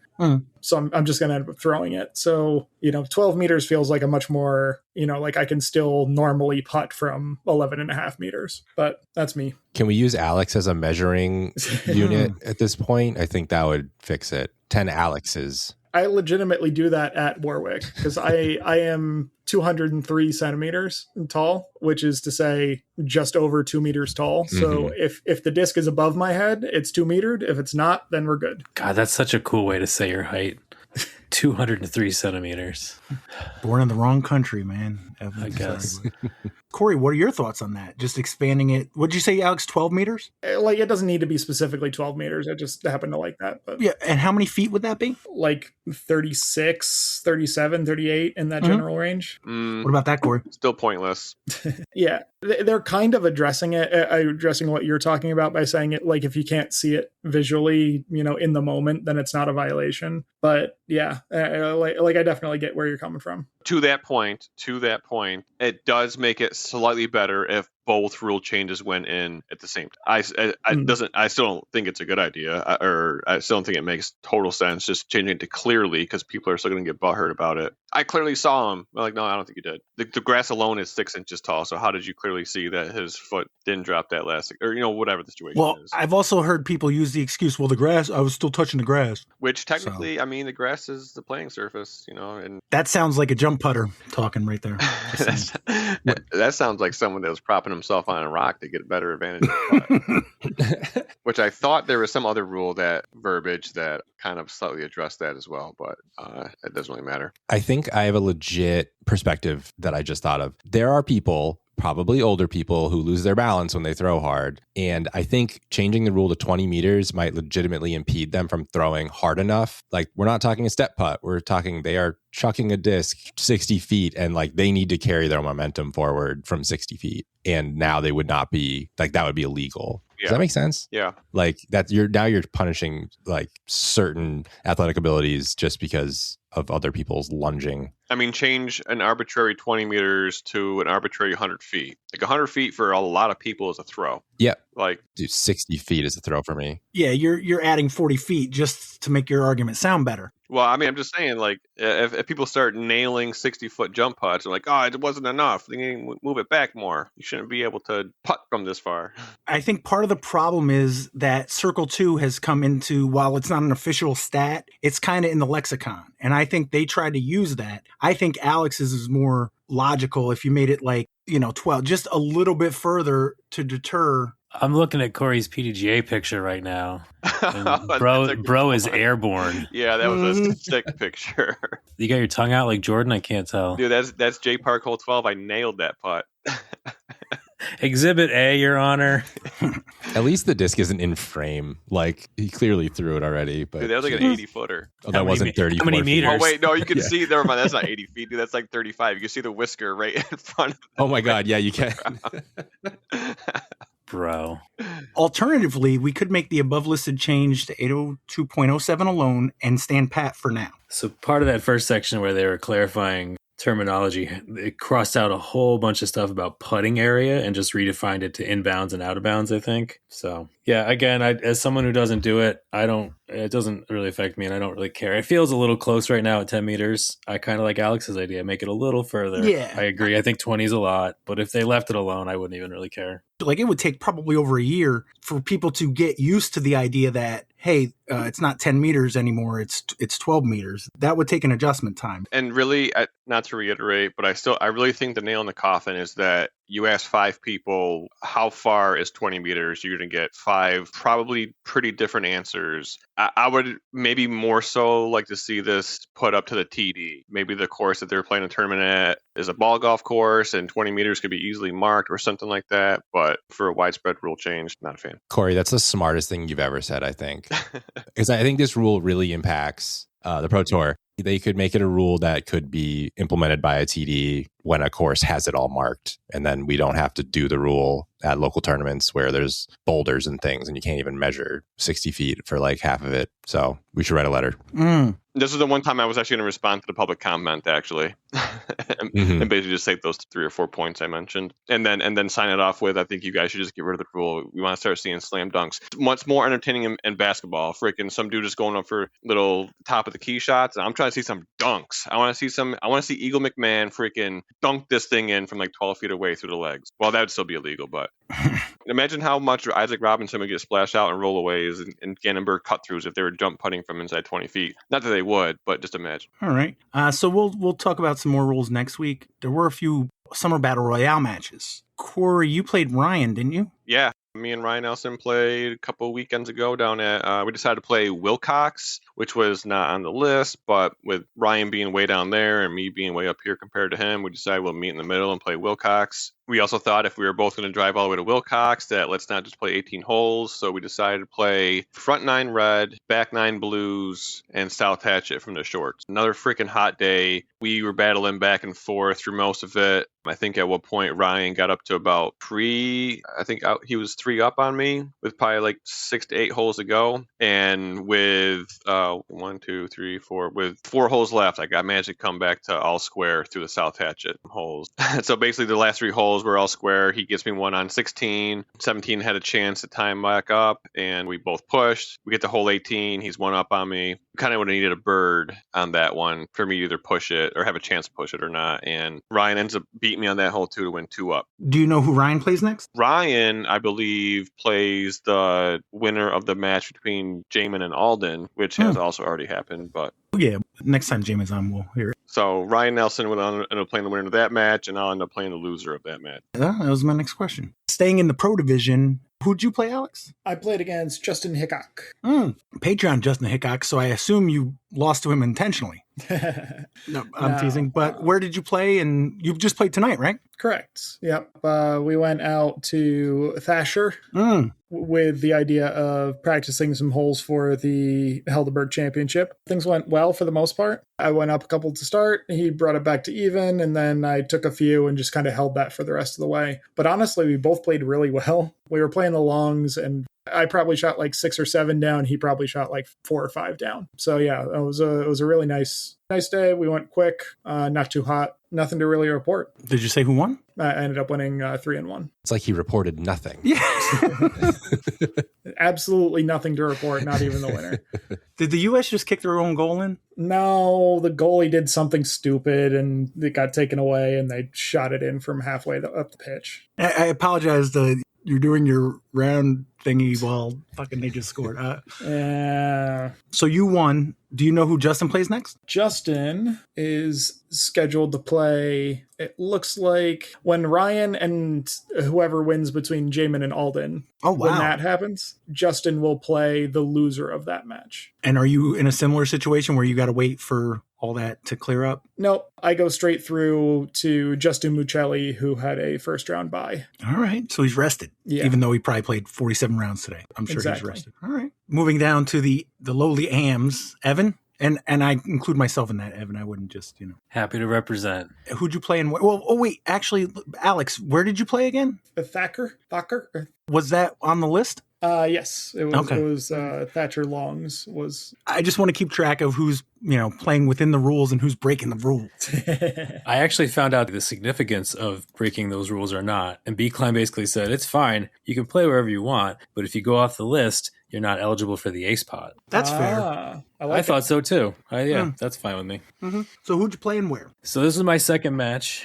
Did you talk about your first match? Yeah, I played Murray at you did. Okay. Central. I'm pretty sure we got that done pretty early on. Murray was really easy to schedule and we had a good time. This match was interrupted by rain 2 weeks ago, and then you made it last week. Right. Leighton and I were looking at the 22nd, but it was going to be a pretty poor weather day, so we postponed a week to the 29th. So last Monday, I played Leighton. He had a bye. I believe he's the number 1 seed based on the bracket. Ooh. So he had been waiting for me. We agreed to play at Prospect. On the list or not? On the list. Okay. Worked out. I left work a little early so that we could get our match in and then still have time for dubs. Right off the bat, hole 1, I had a really, really great backhand drive. He had an awesome forehand that just went too long. He missed the putt. I missed the putt I should have made. Didn't get a point there. And then he kind of did the same thing on 2. But then after that, he went on a little bit of a run, got some points on me. I got points back on 8 and 13, but ultimately he won 5 and 4. He didn't stick around for dubs because he was dealing with some back pain, but that did not prevent him from playing a really solid round.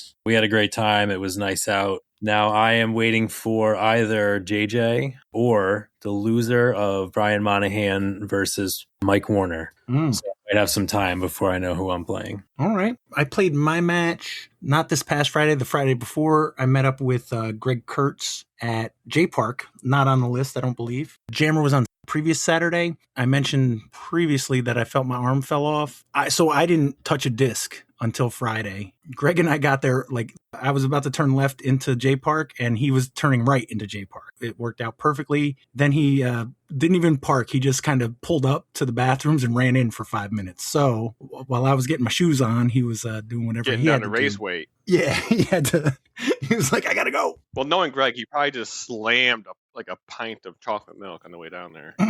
Warm, that's been sitting out for a while. Well, once he got finished, we chatted for a couple minutes and then we're like, well, why don't we just go play some disc golf and keep chatting? So we get over to hole 1 and he's like, hey, we just both pulled up. Why don't we throw a couple discs off the tee pad? And I'm like, hey, I'm 100% game. I don't know how you guys do this. Like at FDR, I know, especially if you're meeting somebody for a round, it's like you do the one off the tee. Sometimes if it's a friendly round, maybe you throw 2 and you pick the one you want, or you throw 1 to crack the bones and all that. Then the next one counts, whatever. So he's like, I'm throwing 2. I don't know what that means, but I saw him throw 2 and then he went to grab another disc. So I'm like, okay, so that means throw 2 and then the third one will count. I grabbed a couple of my putters and I throw the first one and I'm just trying to get it out there. And I'm like, oh, not good. It still hurt. Not like injured hurt, just hurt, sore. Like haven't been to the gym in a while, kind of sore. And I'm like, fuck. So we're actually doing our regular throw. My only issue is I have like 20 feet less distance than I would normally have. Hole 1, 2, 3, they're not ideal for that kind of situation because I am not a scrambler. So each time I'm like 10, 20 feet short where I'm normally at. So my putt is like 10, 20 feet longer than I wanted. So he's picking up strokes like nobody's business. We're 4 in and he's up 4. We were playing the one that keeps you on the park side. What's that, West? Yeah, West. Yeah. Really, it's not even much of a competition. He's just, tapping in his stuff. All the while, we're talking about Team Challenge and how I'm like, I love Team Challenge. I always joke about hating Team Challenge. I love the idea of Team Challenge. My feeling of Team Challenge should be you get everybody there and then you break them up and make it as fair of pairings as possible. I don't want to drive an hour and a half, 3 hours to one of these courses as a sacrificial lamb. We're just debating that. It was fun. And all the while I'm thinking, I kind of just did that, didn't I? I just drove up here to be a sacrificial lamb. I guess hole 5 is that the forehand? Oh, wait, so you did cross the road over there. Yeah. We played the newer holes. Yeah, J South. Oh, okay. Hole 4 is the forehand with the creek behind it. Well, hole 4, I actually had my first decent shot of the round. I threw a forehand that actually got through everything. I think I threw it into the water. So we're looking, and we can't find it. Greg goes like, oh, here it is. Oh, you're just in bounds. And I'm like, Greg, I'm pretty sure you moved that fucker from out of bounds to inbounds just because you're already up 3 strokes on me. I think he moved it. And I'm like, that's fine. That's cool. I'm going to play it. It's all good. I ran it like nobody's business, overshot it, and he still took the hole. I think I took one on like 6 or something like that. I took a couple back, but it was really just a fun, casual conversation most of the time. Those 4 strokes were what did it. He got me the first 4, probably the next 10 or so, we kind of played even, and then we didn't have to play the last 4 because we did anyway. We played Hole 36? We played 17. We didn't play 18 or 36 because my arm at that point was done. Yeah. I was like, I can't throw another disc. And I haven't since. That was last Friday. I found out after the round, I get to play. Anybody want to take a guess? I already know, so I won't guess. Brandon Klein. No, even better. I get to play Eric Struna next. Oh. And I have not contacted him about it, but I have to decide between my desire to beat Eric Struna and my lack of desire to drive 2 hours to play disc golf again. What do I do? This time, before you actually play Eric, like get out of the car and like, I don't know, rotate your shoulders a bit. Like do a little bit. This is a battle of Titans if the Titans were you two. I knew with Greg's knowledge of the course, I knew I didn't really have much of it. I thought I had a puncher's chance if everything kind of worked my way. But as soon as I threw those 2 practice shots, I knew, okay, this is not going to happen. Like I said, it loosened up for a bit in the middle, but I also felt like he might have taken his foot off the gas. I haven't even talked to Eric since because I knew I needed to take at least a week off from playing because my arm was that hurting. Dude, a week off. On the drive up to go play Eric, I want you to drink a 0 sugar Monster and slam a few ibuprofen, get out of the car, do a couple warm-ups, throw a few drives, and then put on a show. I just need to get like 1 round in between now and the time I play him. I fear for my life with those energy drinks. So yeah, I figured it was 50%. It's honestly the reason I never tried to like Coke in my life. I feel like my heart will literally explode with an energy drink, a 5-hour energy, cocaine, anything like that. I keep you out of trouble. I fear for my life. Pat, if you were going to go off the list and break the rules, where would you want to play him? I would actually leave that up to him. Where do you think he'd want to play me? I was just wondering if you would do like a meet in the middle type thing because he likes to travel to play like I do. No, because first of all, I don't know exactly where he lives. So I don't know exactly what would be in the middle, but I wouldn't want to play Wilcox. I just don't play there enough. I would probably pick Stonykill, but obviously that's out of the question. Yeah. Maybe there's like an FDR or Beacon or something like that. It's a little bit more close to you for sure, but I don't know. Yeah. I think if I'm going to beat him, I'll go to his fucking next door neighbor. Like, I don't care. Sounds like a prospect match. I was going to say Prospect is probably geographically closest to him. Yeah, I would beat him. I mean, play him at Prospect. So, nice. I will definitely try and find out when this is happening. I would love to come and hang if you guys don't mind. I mentioned to Corey, like, oh, I'd really like to watch him and Ryan play. But then I realized, thank God Corey didn't tell me, because do I really want to drive an hour and a half to watch 2 people play disc golf? No. I said that. I literally said that to Ryan when we got to the South Hatchet holes. I'm like, yeah, Pat was kind of mentioning like coming to hang out, and I'm like, dude, we're out here for I don't know how many hours. Like it was hot out. We're walking up and down Wilcox. We're playing 27 holes. I'm like, I feel like this probably wouldn't be the best idea. No, he's gonna hang out with us. Very different than me driving 5 minutes to Prospect to watch you guys. Oh, 100%. Yeah, no. Yeah. If you came out, that'd be cool. Oh, no Jamin. Okay. Yeah, I would have tried to figure out a way to play or something without bothering them, but that I didn't see that as being. Oh yeah, you definitely could have played with us. Yeah, if you came, you wanted to play, you definitely could have. I figured as much, but there's other cool choices on that list too. Yeah, I'll leave it entirely up to him. That way, when I beat him, he'll feel worse. I don't know. I'm just no. That is some top tier mind games. I agree. All right, Randy, are you not playing in this? Nope. All right. Sucks to be. No, it's. I feel so good not having to schedule one more thing in my life. Like that's basically the reason I'm not doing it. That's completely fair. So no Jamin. So I'm going to hold off on the flex. Although with him not here, did you guys all play in that? I did, yeah. I did CTK, not. I did. Okay, I was thinking, what about a tournament rating? Maybe without Jamin? I didn't know if that would be better. Would you want to rate that tournament or no? Sure. Again, flex, par. Solid par. I said when I was there how cool it was that it was kind of posted last minute and it worked out really well for me. It was on a Sunday. Love CTK. Going in, I was scared of a rated round on the layout, but it didn't deter me from going. No, it was good. He had a new hole done, so maybe even a tap-in par. Yeah, no, the course is playing really good. The changes that, not even just like the actual like hole changes, but you could tell he put a lot of time into cleaning up walking paths and a bunch of other stuff. But yeah, definitely par rating. I mean, it's a flex. I don't see a flex getting much above a par rating unless you get finished and you get like lap dances or something. What else are you going to do? Everybody's playing at a different time. You can't do a ring of fire. You can't do things to improve. You can't even do tags because people are playing at such different hours, Randy, any thoughts? Any differing? Yeah, I would say it's weird to describe an event with a par because like Evan said tap in par, and I would say like a really rewarding par. Like, you did a good job to get that par because the course was in outstanding shape. Like he did not have to put that much work in for a flex, and it was ready for an A tier kind of situation. Like everything was flagged, mowed, perfect conditions. Yeah, to get that competitive a field out to sign up with short notice like that was great. So we got to figure out what is more impressive, a tap in, because that means you had 2 really good shots to get there, or like an outside the circle. Yeah, I know what Randy meant. I meant it as like better than a par kind of thing. I don't know. And I guess that's what I'm trying to figure out. Like, what's the more impressive par? Somebody who's good enough that they're like pinned and they can just tap it in, or somebody who maybe their second shot didn't go as far as they wanted and had to make a big putt. Randy's the one that taught me to land close so I don't have to putt. Mm-hmm. The thing is, though, when Randy told you that, he was landing close from 30 feet away with a layup to tap in a par. No, Randy was throwing bombs at Colonial Acres to the amazement of us newbies. All right. So on average, par plus or so. It was par with a high five. Yeah.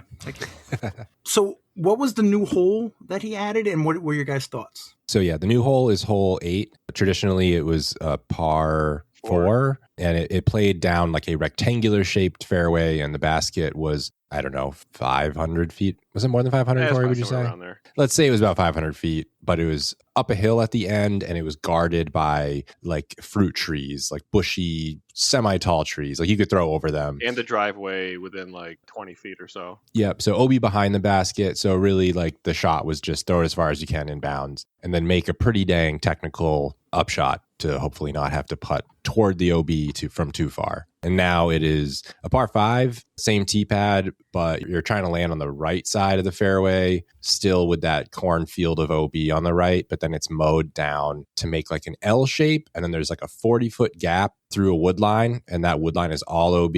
And then the basket is, I don't know, 250 from the gap, maybe? It's about 200, yeah. It's 200, like I two. believe it. Yeah, okay. Maybe it's there. yeah.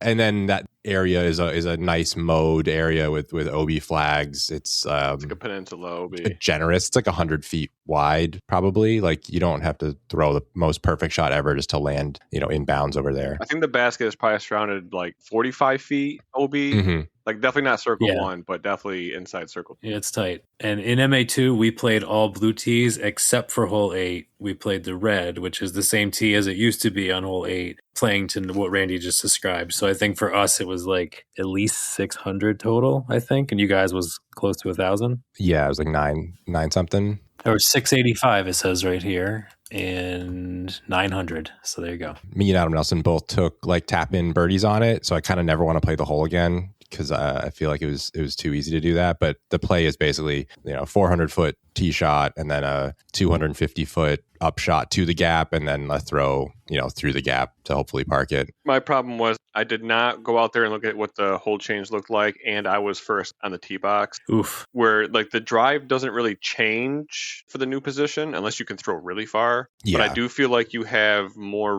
really have more room to work on the right, but if you could throw 400 feet, you could definitely get to a spot where the OB widens out. Yep. And I feel like if I knew that, I would have changed up a little bit. My problem with that hole historically has always been landing in the apple or whatever trees they are, like landing in the trees and having some like hidden tiger, crouching dragon style throw. Is that where you're lifted on wires? So close. I think that was actually backwards, but I love it. Crouching tiger, hidden dragon.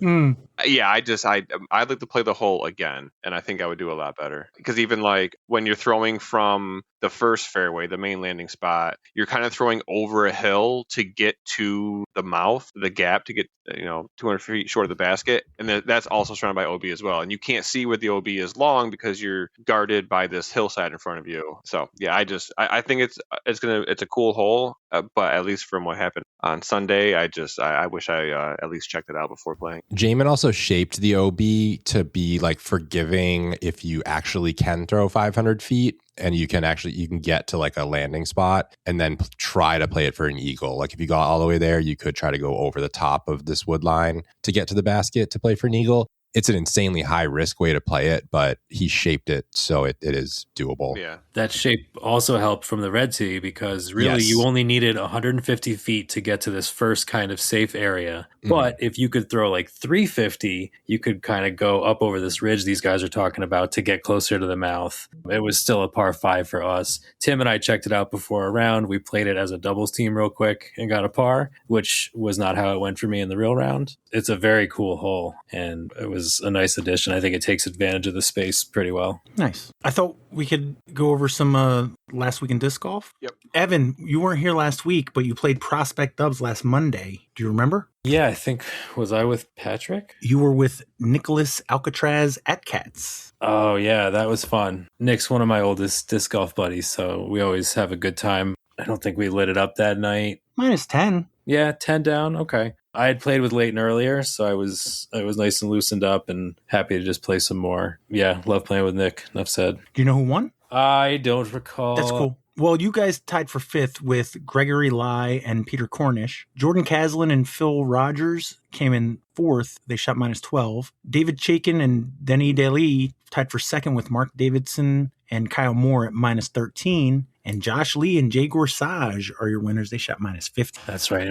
And we played with Greg Lai and Pete Cornish on a card. Mm-hmm. Yeah. And then I was going to jump on the podcast, but I got home and I had a groundhog trapped behind my garage and a tick in my leg. So I didn't make it. Sorry, guys. Moving on to this week, on Monday, we had Gunk Stubs. Jacob Driscoll tied for 2nd with Andy Lewis and Eric Weaver. They shot -7. Max Horowitz and Brian Hauser were your winners. They shot -8. SPAC, but at Shen Dubs Week 13, also had a tie for 2nd place. Matt Salloway and Andrew Chamberlain shot -9. So did Parker Cerrone and Dan McRae. Nathan Coogan and Jirapat K are your winners. They shot -10. Over at Colonial Acres Dubs, there was a 3-way tie for 2nd place this time. Christopher Evanchuk and Eric Randall tied with Peter Fitzsisti and Matthew Bauer, who tied with Sean Dollard and Brandon Klein. They all shot -8. Mark Bryan and Tim Nimmer were your winners. They shot -9. On Tuesday at Skylands Dubs, Matt Kiyunga and Brandon Lockhart came in 3rd place. They shot -7, and there was a tie for 1st between Brennan Coltrane playing either Cali or with an unknown partner.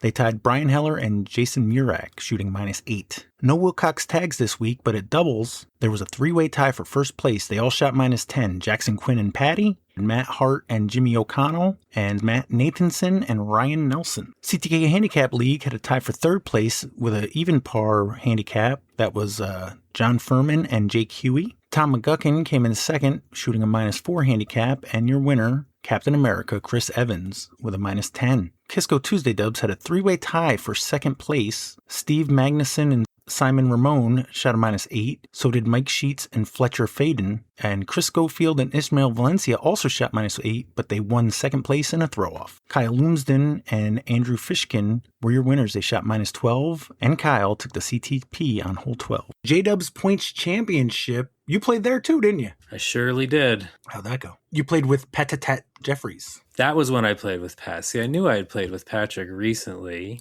Yeah, I love playing with Pat. He's one of my lemon heads, and he had Otis with him, which is one of the more chill disc golf dogs that I know. Good time. We only got 2 birdies, but no bogeys. But that put us like 6 out of 8. So nothing too fancy, but another fun night of disc golf. Absolutely. Corey, did you play with Megan Mercier or Megan Mercer? I believe it is Megan Mercier. Okay. Yeah, we were supposed to play an extended layout, the Southwest layout, but for most of the day, the radar looked fine as far as the JPark area, and then like kind of last minute it shifted, and we got hit hard with rain, probably with the most intense rain that I've been in years, like right around start time. So we had, I think, 15 people show up. Thankfully, no one left, but we kind of stalled for 20, 30 minutes and then pivoted to just play the J West 18 layout. From that point on, it didn't rain at all, which was awesome. But yeah, we had 15 people come out. Again, kind of feels like we're having deja vu from previous weeks, but we had a pile up at Last Cash and also a playoff, again, containing Harry Lehman, who at this point is the points leader. But Harry and Brandon Klein played off against Jay Gorsage and Tim Goryette, and it took 3 holes to decide it. But Harry and Brandon ended up winning it on hole 7 for first place. Wait, Tim Goyette didn't win on hole 7? Yeah, it's crazy. Wow. I don't know how he fucked that up, but he won. That's why he's not here tonight. He didn't want to face it. That's fair. On top of that, Josh Lee did get the hole 2 CTP $15 with a park job, and Brendan got the free CTP. But yeah, what could have been a really shit day and I don't know, potentially canceling it, turned out to be a pretty nice night. Nice. Shen Creek Dubs Week 16 had a tie for 3rd place at -6. Millie Smith and Cody Canine tied with Jared Borelli and Chris Wilson. Joseph Riley and Chris Evans came in 2nd place at -7, and Levi V and Cody Miller are your winners. They shot -11. Port Jervis Spring Summer League Week 8 had a tie for 2nd place. That's the theme for this evening. Peter Newland and Micah Ortez shot -11, and Tyler Ferrati is your winner. He shot -14. Skylands had their July monthly on Wednesday. William Byrne wins the C Pool bagger Brian Heller won the B pool, and there was a tie for second in the A pool. Danny McCormick and Leighton Brinster both shot -11, but Steve Brinster took it down with a -12. Randy or Alex, did either of you guys play Stonykill? I don't see you in the top-ish area here. I did not play, no. Randy, no? Was I camping? Oh, you might have been camping. Yeah. I was camping. Yep, I didn't play disc golf. All right, well, there was a tie for third. Sam Richter and Gary Lefebvre tied with Stephen Malin Jr. and Luke Kotletsky, who tied with Brandon Racine and Dave Chaikin. They all shot -10. Chris Myers and Denny Daly tied for first with Nick Alcatraz at Cats and Gary Wood, but it looks like Nick and Gary won in some form of playoff. Usually it has it in little writing on here, but it doesn't specify what the playoff was, but they are denoted as the winners. What about Disc Cap Pro League, Corey? Where'd you guys play? It was the last week, right? It was the last week of the first half, because I think he's doing two, it might be both 10-week seasons as far as the standings go. Although I think we skipped a week, so I guess this was only a 9-week season. Yeah, week 2, I don't see any results for you. Yeah, I think we can. That was your party, wasn't it? Oh, yeah, you're right. Yeah, that was the JPark New York Team Challenge team party. For week 10, we played J South. We had 5 people. It was hot as hell. Myself, Troy Vasari, Tyler Gannon, Justin Michelli, Justin Park. Troy actually locked his keys in the car before we started and had to call his mama to come run him down his spare key to get in. You didn't have a Slim Jim? Well, I thought that if it came down to it, we were going to play our round and then we could figure it out afterwards, basically. But that's fair. Plus, you didn't have it in the car you drove. You have it in the other car that you left at home. Yeah. The Slim Jim. I get you. Smashing the window would have been really easy.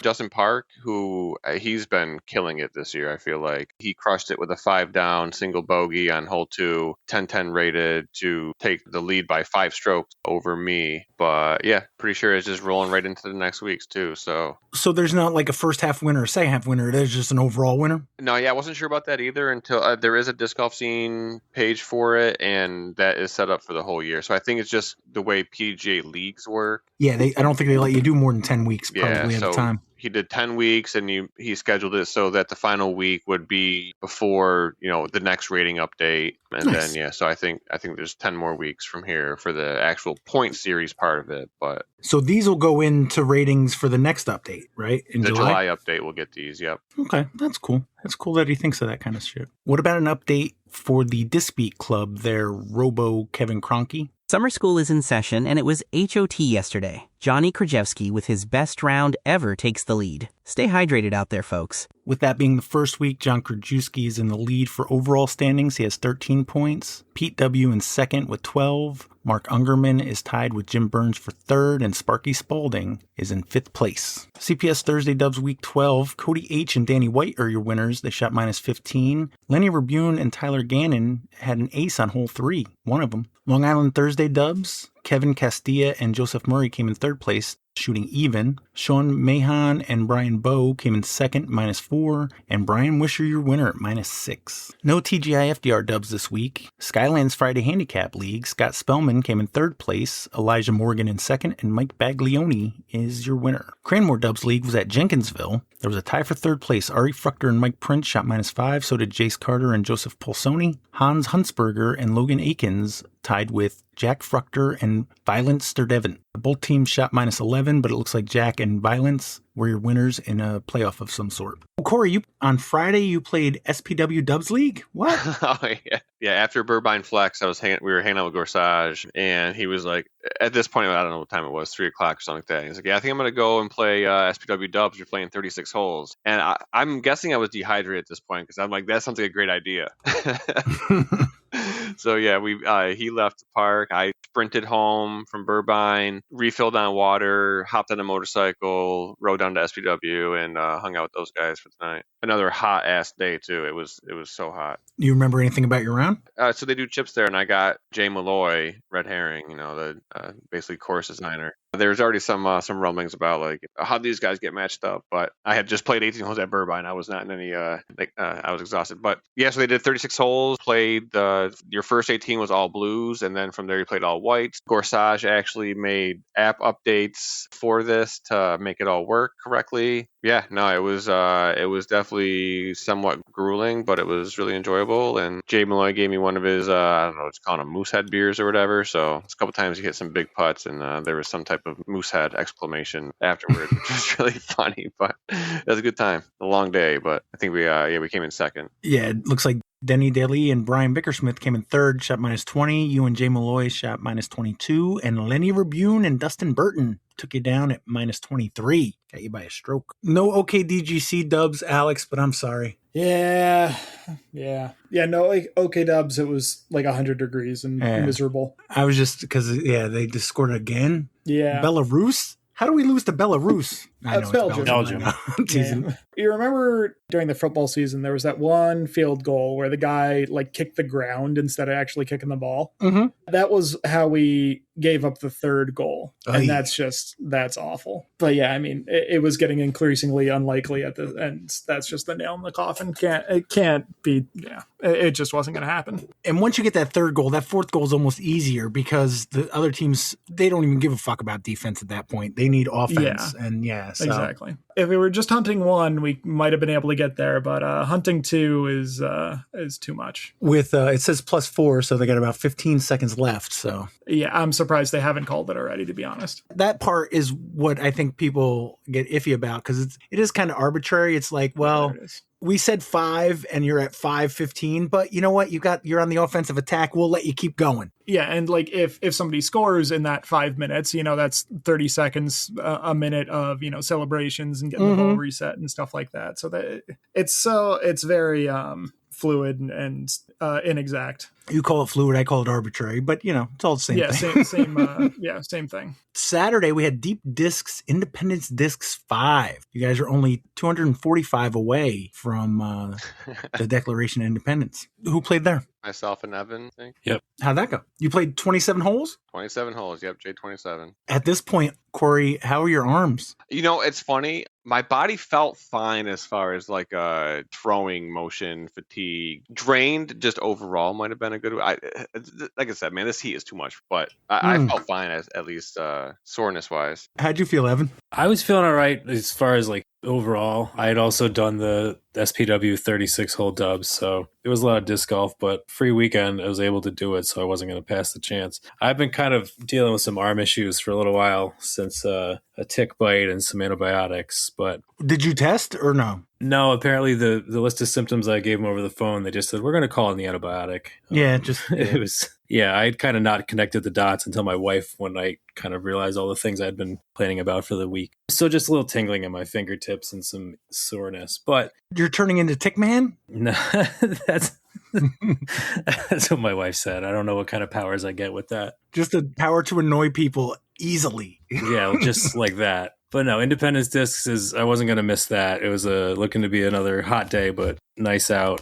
I don't know if I've done every one of them, but at least the last several. And it was cool. I got to play in a car with Denny Daly and his brother-in-law, Zarin. Zarin was actually my partner the night before at SPW. So it was fun to play with those guys. It was, not my best round. I think I shot 16 over, but it was fun to get out there and play. Big tag match. A lot of tags in play. Hudson Valley tags, Disc Cap tags, Wilcox tags. I saw there were a bunch of Hudson Valley tags. That was cool. Corey, it sounds like Evan didn't shoot particularly well. How'd you shoot? Played okay. We got a little bit of storm damage as well at JPark, but not knowing what Stonykill got, obviously. So before we started the round, I went out and cleaned up hole 13 a little bit, and hole 14 had a tree come down, and it like landed right in line with the path. So I went up there with my chainsaw, kind of cleaned it up, but like didn't look anywhere else. And then we get to hole 14 and realize that, where that tree came down, this trunk that I didn't move is leaning on this other little bendy tree that is now literally blocking the backhand line to the hole, which is like the backhand is like the way to get there. So that was kind of funny to get to, but I forget what I played. I played, I think, Caitlin, Patrick Jeffries, which is cool, and Danny Parton. I played pretty good for most of the round. Getting to like the last few holes, I think me and Alden were pretty close, and I got like screwed on hole 25 and 28, Mount Misery and Mystery Kill, with just some like epic rollaways that kind of caused me to bogey and double bogey those holes, which I think at that point put me in third place behind Jason Gorsage, but I somehow managed to drain a sick jump putt on 29 for birdie to tie his ass. But we both lost to Alden by I think like 3 strokes, but it did feel good beating Brian Bickersmith, so I'll take that.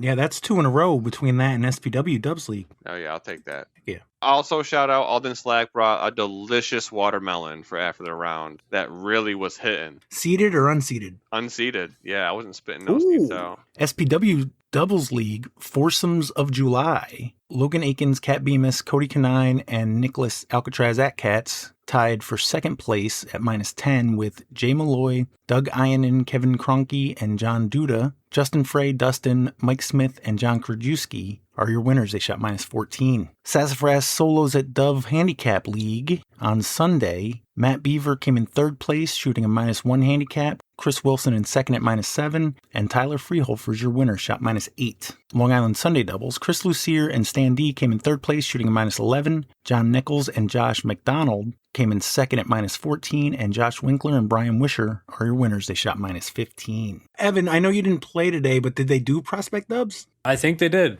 I didn't go. I took, after doing everything we discussed, plus the CTK Flex, I thought that was enough for a night off. No, that's fair. All right. Disc or no disc? That's the game, say it loud, shout the names, spin the questions round and round. Will you land it or hit the ground?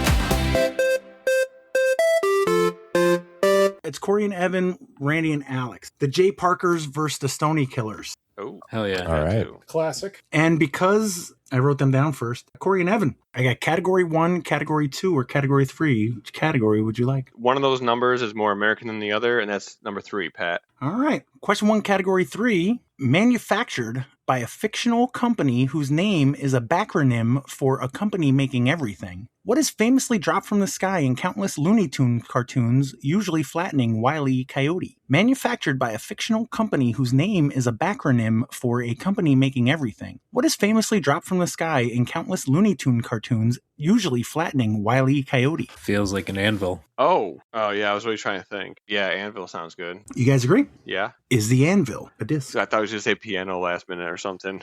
Is the anvil a disc? Yeah, definitely. West Side, right? Yeah, I think so. I say yes. West Side Golf Discs, February 8th, 2018. Hell yeah. What's a backronym? It's an acronym made up after the fact. You start with a shortened version, and then you come up with words that start. Oh, with the like they letters. back Yeah. into it? Yeah. Acme was never, it didn't really mean anything. Somebody came up with that. A company making everything. Acme. Gotcha. I did not Thank you. put that together. When you said the company making anything, I'm like, well, it's not Amazon. They just sell everything. Oh, I was trying to think of what Acme backwards was, So did and if I. that was Like anything. EMSA. Randy and Alex, category 1, category 2, or category 3? You tell me, Randy. 1.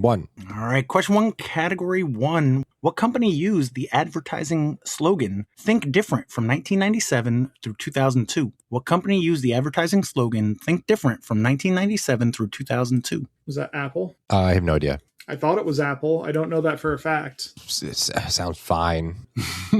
I mean, let's do it because that's what I'm Yep. coming up with. So You guys agree? Yep. Is the Apple a disc? Damn it, man. Thank I was goodness. waiting for Randy to try to talk you out of it.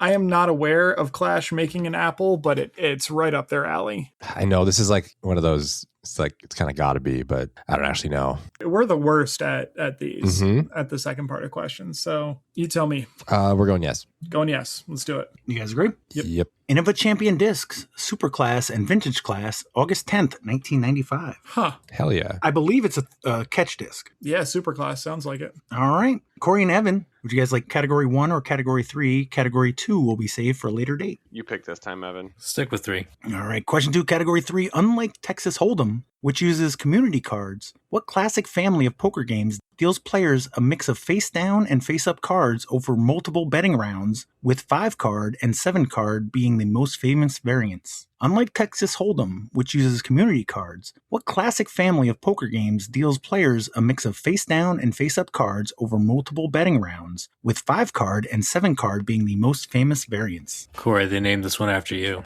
Outlaw? Pat, we think it's stud poker. Oh, hey. You guys agree? Yeah. Is the stud a disc? Doesn't that word have a meaning outside of poker? Is that like a A stud is like, well, now they use the word Chad. horse term? Oh. Like a stud farm? Are you saying Corey deserves to be out on a farm? Yeah. Is that what you were trying to imply? That's a stretch. You deserve to be covered in shit. Yeah. My feeling is yes, because I think it has enough multiple meanings. Yeah, I like that angle. Let's go yes. You guys agree? Yeah. Yeah. Innova Champion Discs, January 20th, 2016. What? How have I never heard of that one? 2016? Dude, those are for sale in like Dick's Sporting Goods. That's one of the. I've definitely seen a stud before. Corey, you got a bag of Halo stud. All right. Randy and Alex, Ralix, category 1 or category 3? I feel like theirs have been easier, but pivoting would be the worst choice. I am good with whatever you want to do. Let's just stick with one. Sounds good. All right. Question 2, category 1. What term for a show that introduces a TV series also means to steer? What term for a show that introduces a TV series also means to steer? Sounds like a pilot to me. Yep, I didn't steer us wrong this time. Oh. As long as you row, he will steer. You guys agree? Yes. Is the pilot a disc? Yep. Who makes it? Streamline. Yeah. What year? See if you can do that in unison. Either 17 or 18. 2019. That was terrible. You started out strong, but Alex said 2 different years. How was I supposed to know? Yours was wrong no matter what, because it was a disc when I started playing for sure. Oh, whatever. Streamline Discs, February 22nd, 2017. Classic We're relics. tied, right? Corey and Evan, 1 or 3. So, Randy was right. That was not the time to pivot. I don't.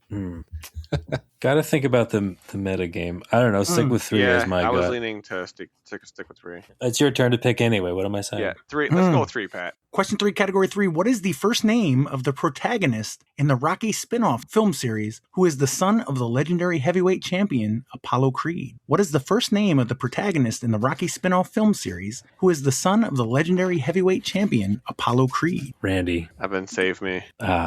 Is it not Randy? The son of Apollo Creed. If this was a comic, you would know this answer, Evan. Come on. Yeah, I know. Tim would know this. I didn't know how hard or easy this one would be, so... It depends. Well, yeah, if a guy's name is Apollo, he's definitely not going to name his son Randy. That's for sure. I'm also going to give a bonus point to either team that figures out the connection. Just for fun, send me a direct message through Facebook if you think you know it. But you only get one guess. Like the category? Yeah, if you can figure out the category, each person only gets one guess. If Alex guesses and he's wrong, he can't guess again, but Randy still can, as an example. Just for fun, we'll try it out. I really have no idea. Anvil, stud, hammer. Hammer Creed. Hammer sounds kind of sick, actually. Randy, send it to me directly. That was just for fun. Oh, okay. I'll give you that one. Russell movie.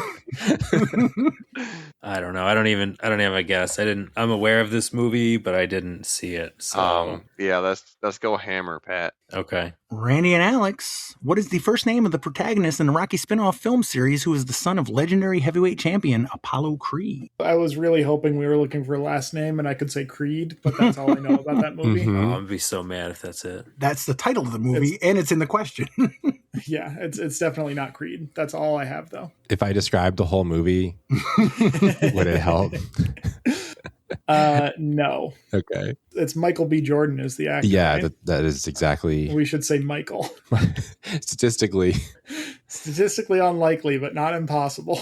You're gonna be so mad if it's Randy. I like sort of have a guess the category, but it's a little early to blow it. I mean, I think you got a second to hold on to it. But I can't jog our memories or make up a name. Yeah, if you got nothing, I got nothing. Nope. Michael. Oh wait, Brad. Brad. All right, let's go, Brad. We were looking for Adonis.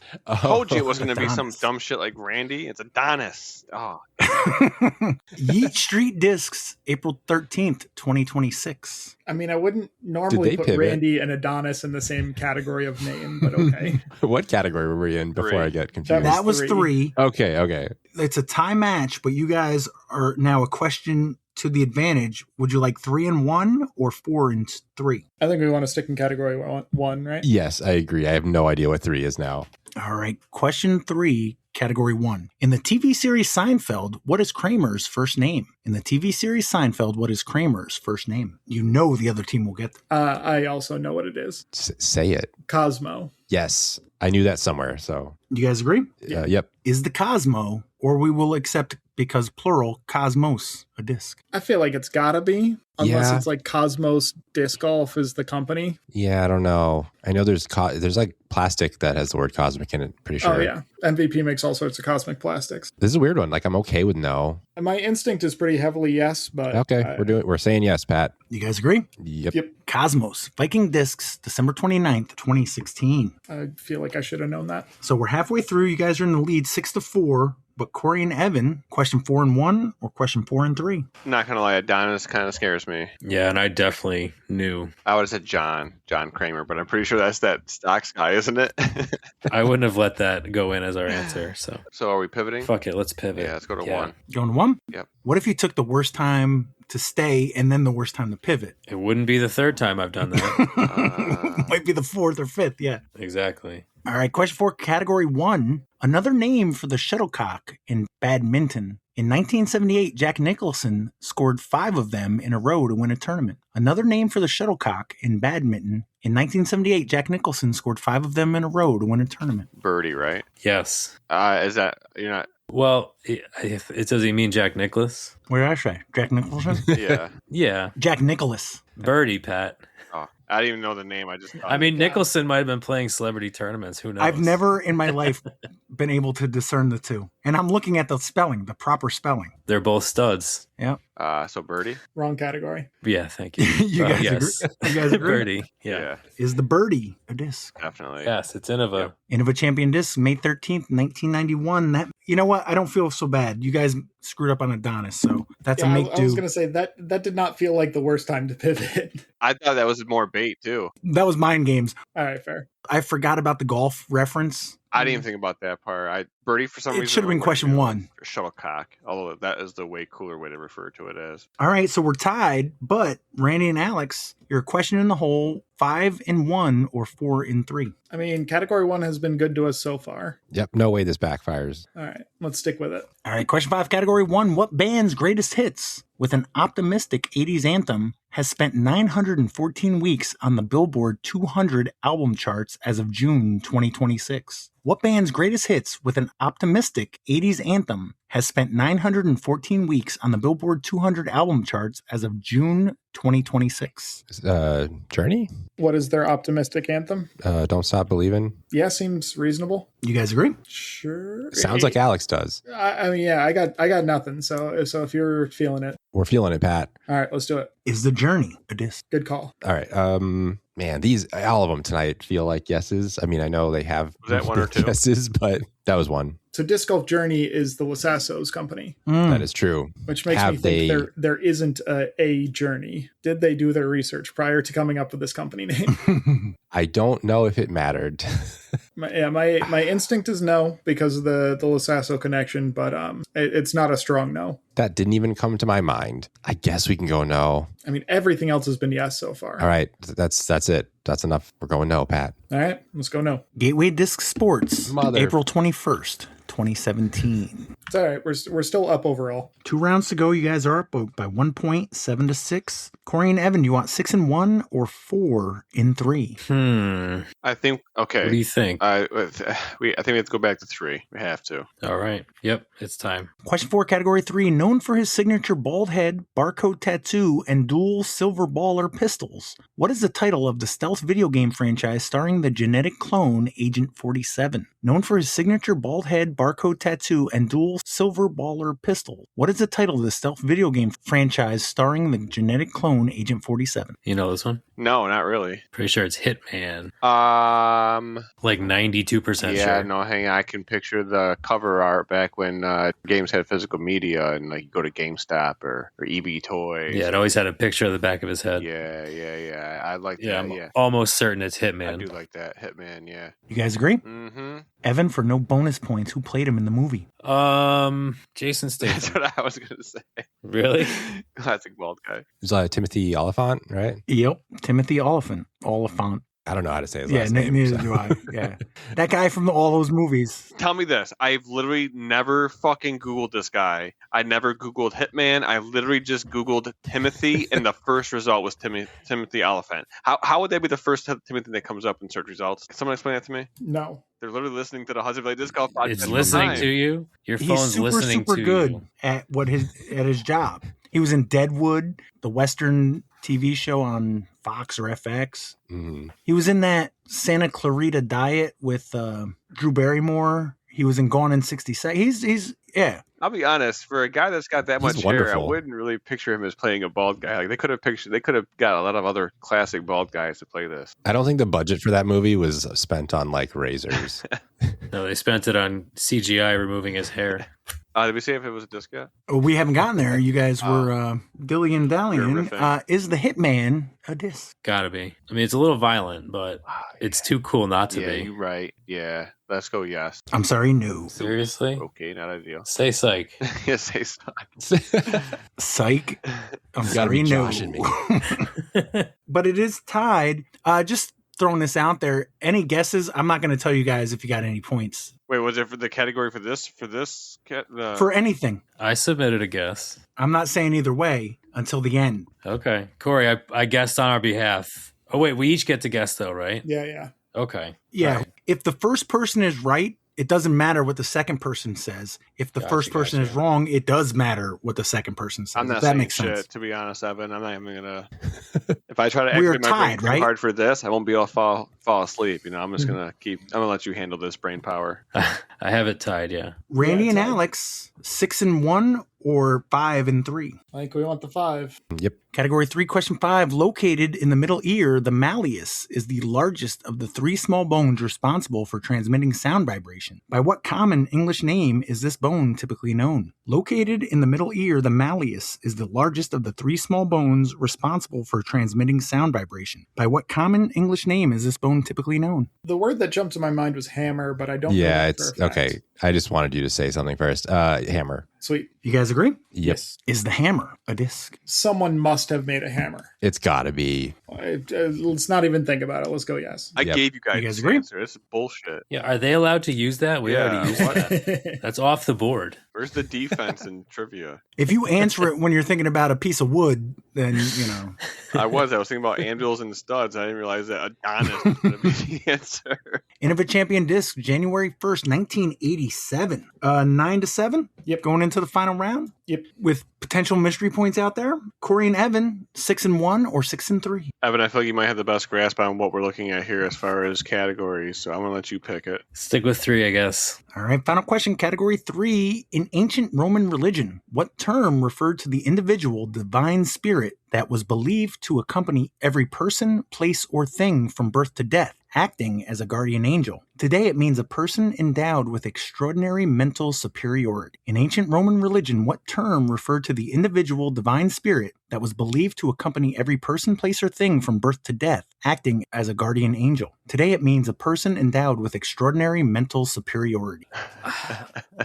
I don't know about the ancient Roman part. A person with mental superiority would be like a genius. That's the first word, but did that not come up in a recent trivia? I'm almost sure that is a disc. It 100% is a disc. I feel like someone guessed genius recently, but I don't remember if that was an answer or not. But that's the word that popped in my head too. Yeah, I that was the first one I locked on. And genius kind of sounds like something spiritual. Yeah, let's do it. You going with genius? Yeah. Yes. Is the genius a disc? Yes. I'm almost sure. Maybe I was just dreaming this actually, and it didn't actually happen in a recent trivia. It is 100% yes. Deja vu, bro. You guys agree? Yes. Yes. Originally Suncrow, Discmania, April 3rd, 2019. Yeah, I had said genius last week when I was trying to think of Phenom. Oh. Actually, I thought Jake Huey had said it. He also might have said it. Man, I haven't even listened to that yet. But it was mentioned last week, and that kind of reminded me that I had this category sitting here. Does that tie you guys? Or are you guys down Tied, one? but we've got the question in hand, yeah.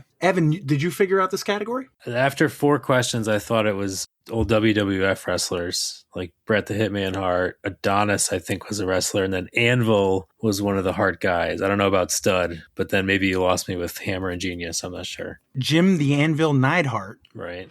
Big John Stud. Felt like a wrestler name. Adrian Adonis. I remember him. Bret the Hitman Hart. Goat. Greg the Hammer Valentine. Right. And Leapin' Lenny Poffo. I always thought it was Lenny, but I learned it was Lanny, Lanny. Near the end of his career, became the Genius. Yeah, Anvil, Adonis, and Hitman to me felt like old school, like Yeah. late 80s, early 90s WWF. So you guys were tied. You are now up one at 10-9. Randy and Alex, no pressure. There's still a point available for the round category, but question 6, category 1. In what 1997 film does Elizabeth Shue master cold fusion while Val Kilmer tries to steal the secret? In what 1997 film does Elizabeth Shue master cold fusion while Val Kilmer tries to steal the secret? Randy? I've seen this movie. Oh no. I could tell you who the director of photography is, but Yeah.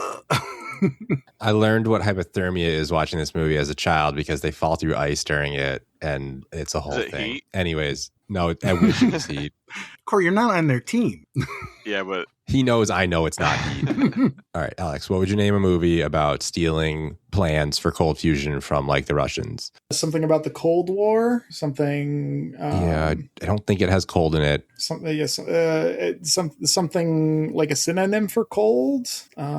Heat. I don't think it's Heat. Anything with the category that we could lean on at this point. I don't know what the category is. Oh my God. Do you remember the answers? Yeah, I got Apple, Pilot, Cosmo, Birdie, Journey. It's something like a heist, something we're stealing cold fusion. I'm not helping. No, I'm really sad that I can't remember the name of this. I also should not have been allowed to watch this movie when I was like 7 because that's the last time I watched it. Ice, something cold, something frozen, something hockey, Miracle on Ice. Something nuclear, something nuclear. You can say it either way now. It's an American word. We just took it. I don't like it, but chili nuke, chili nuke movie, I'd throw a chili nuke. Like, right? man, Was it fusion or fission? Fusion. cold fusion. Fusion, mixing things together, chemistry. Well, yeah, reactor. It's a disc. It could be reactor. It doesn't. I don't think that's right, but it I easily don't could think be. so either. It's not a good movie name. That's all I got. Sure, let's do it. Going reactor. Reactor? Corey and Evan, you guys got a guess? Randy, you're going to be so mad. I'm gonna hate you after this. Well, I was 16 at the time. I'm pretty sure it's The Saint. Oh, I was never gonna get that. Oh, no. That was like, it was like his James Bond type movie, right? Yeah, no, I watched it. I know who the cinematographer is. Yeah. I know the best boy grip. Corey, do you agree? Yeah. Is the Saint a disc? What do you mean it's not chili Would nuke? that include the Saint Pro? It would include anything with the Saint in it. And yes. We're going to say yes. Why is the Saint Pro the only one? No. No. One I can think of. No, there's a Saint. I got one in a starter pack once. Latitude 64, May 20th, 2012. Any guess as to this category? Apple, Pilot, Cosmo, Birdie, Journey, Saint. I don't know. Cosmo is a drink. That's all I got. You got Apple and Cosmo, which kept making me think of Cosmic Crisp, and I could not get past that. Cosmic Crisp apples. Yeah. They're so good. As much as Genius made me think of finishing this category that I had sitting for a while, I believe at Mindkill, somebody had mentioned celebrity children's names as a potential category answer. Apple, Gwyneth Paltrow and Chris Martin. Pilot was Jason Lee, his kid, Pilot Inspector. Scarlett Johansson and the guy from SNL, their kid is Cosmo. Busy Phillips has a kid named Birdie. Jenna Jameson, everybody knows Jenna Jameson. She has a kid named Journey. Never heard of her. And Kanye and Kim have a kid named Saint. So it's all Nepo babies, I guess you could say. Who said that? Who gave you that? I can't remember. It was either Randy or maybe his wife mentioned it. Randy. I blame my wife. Might not have been her.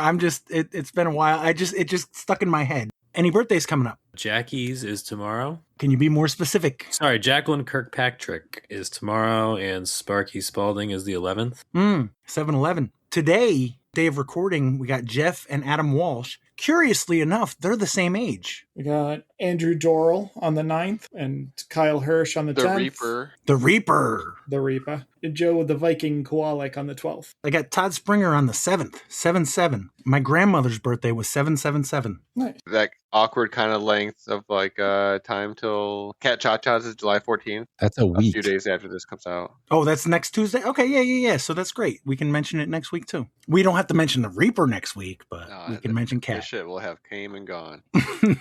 I wasn't here last week, but hopefully you guys shout out Josh Lee was yesterday. I'm pretty sure we did, but again, nothing wrong with a second mention of anybody. I love you, Josh. Well, that was a little unprovoked, but okay. You can leave that in. I It's dig true. it. Oh, I will, 100%. All right, well, thank you, Alex, Randy, Corey, and Evan, and sweet up, Hudson Battle. Thanks, Pat. Thanks, Matt. Thanks, Pat. Thanks, everybody.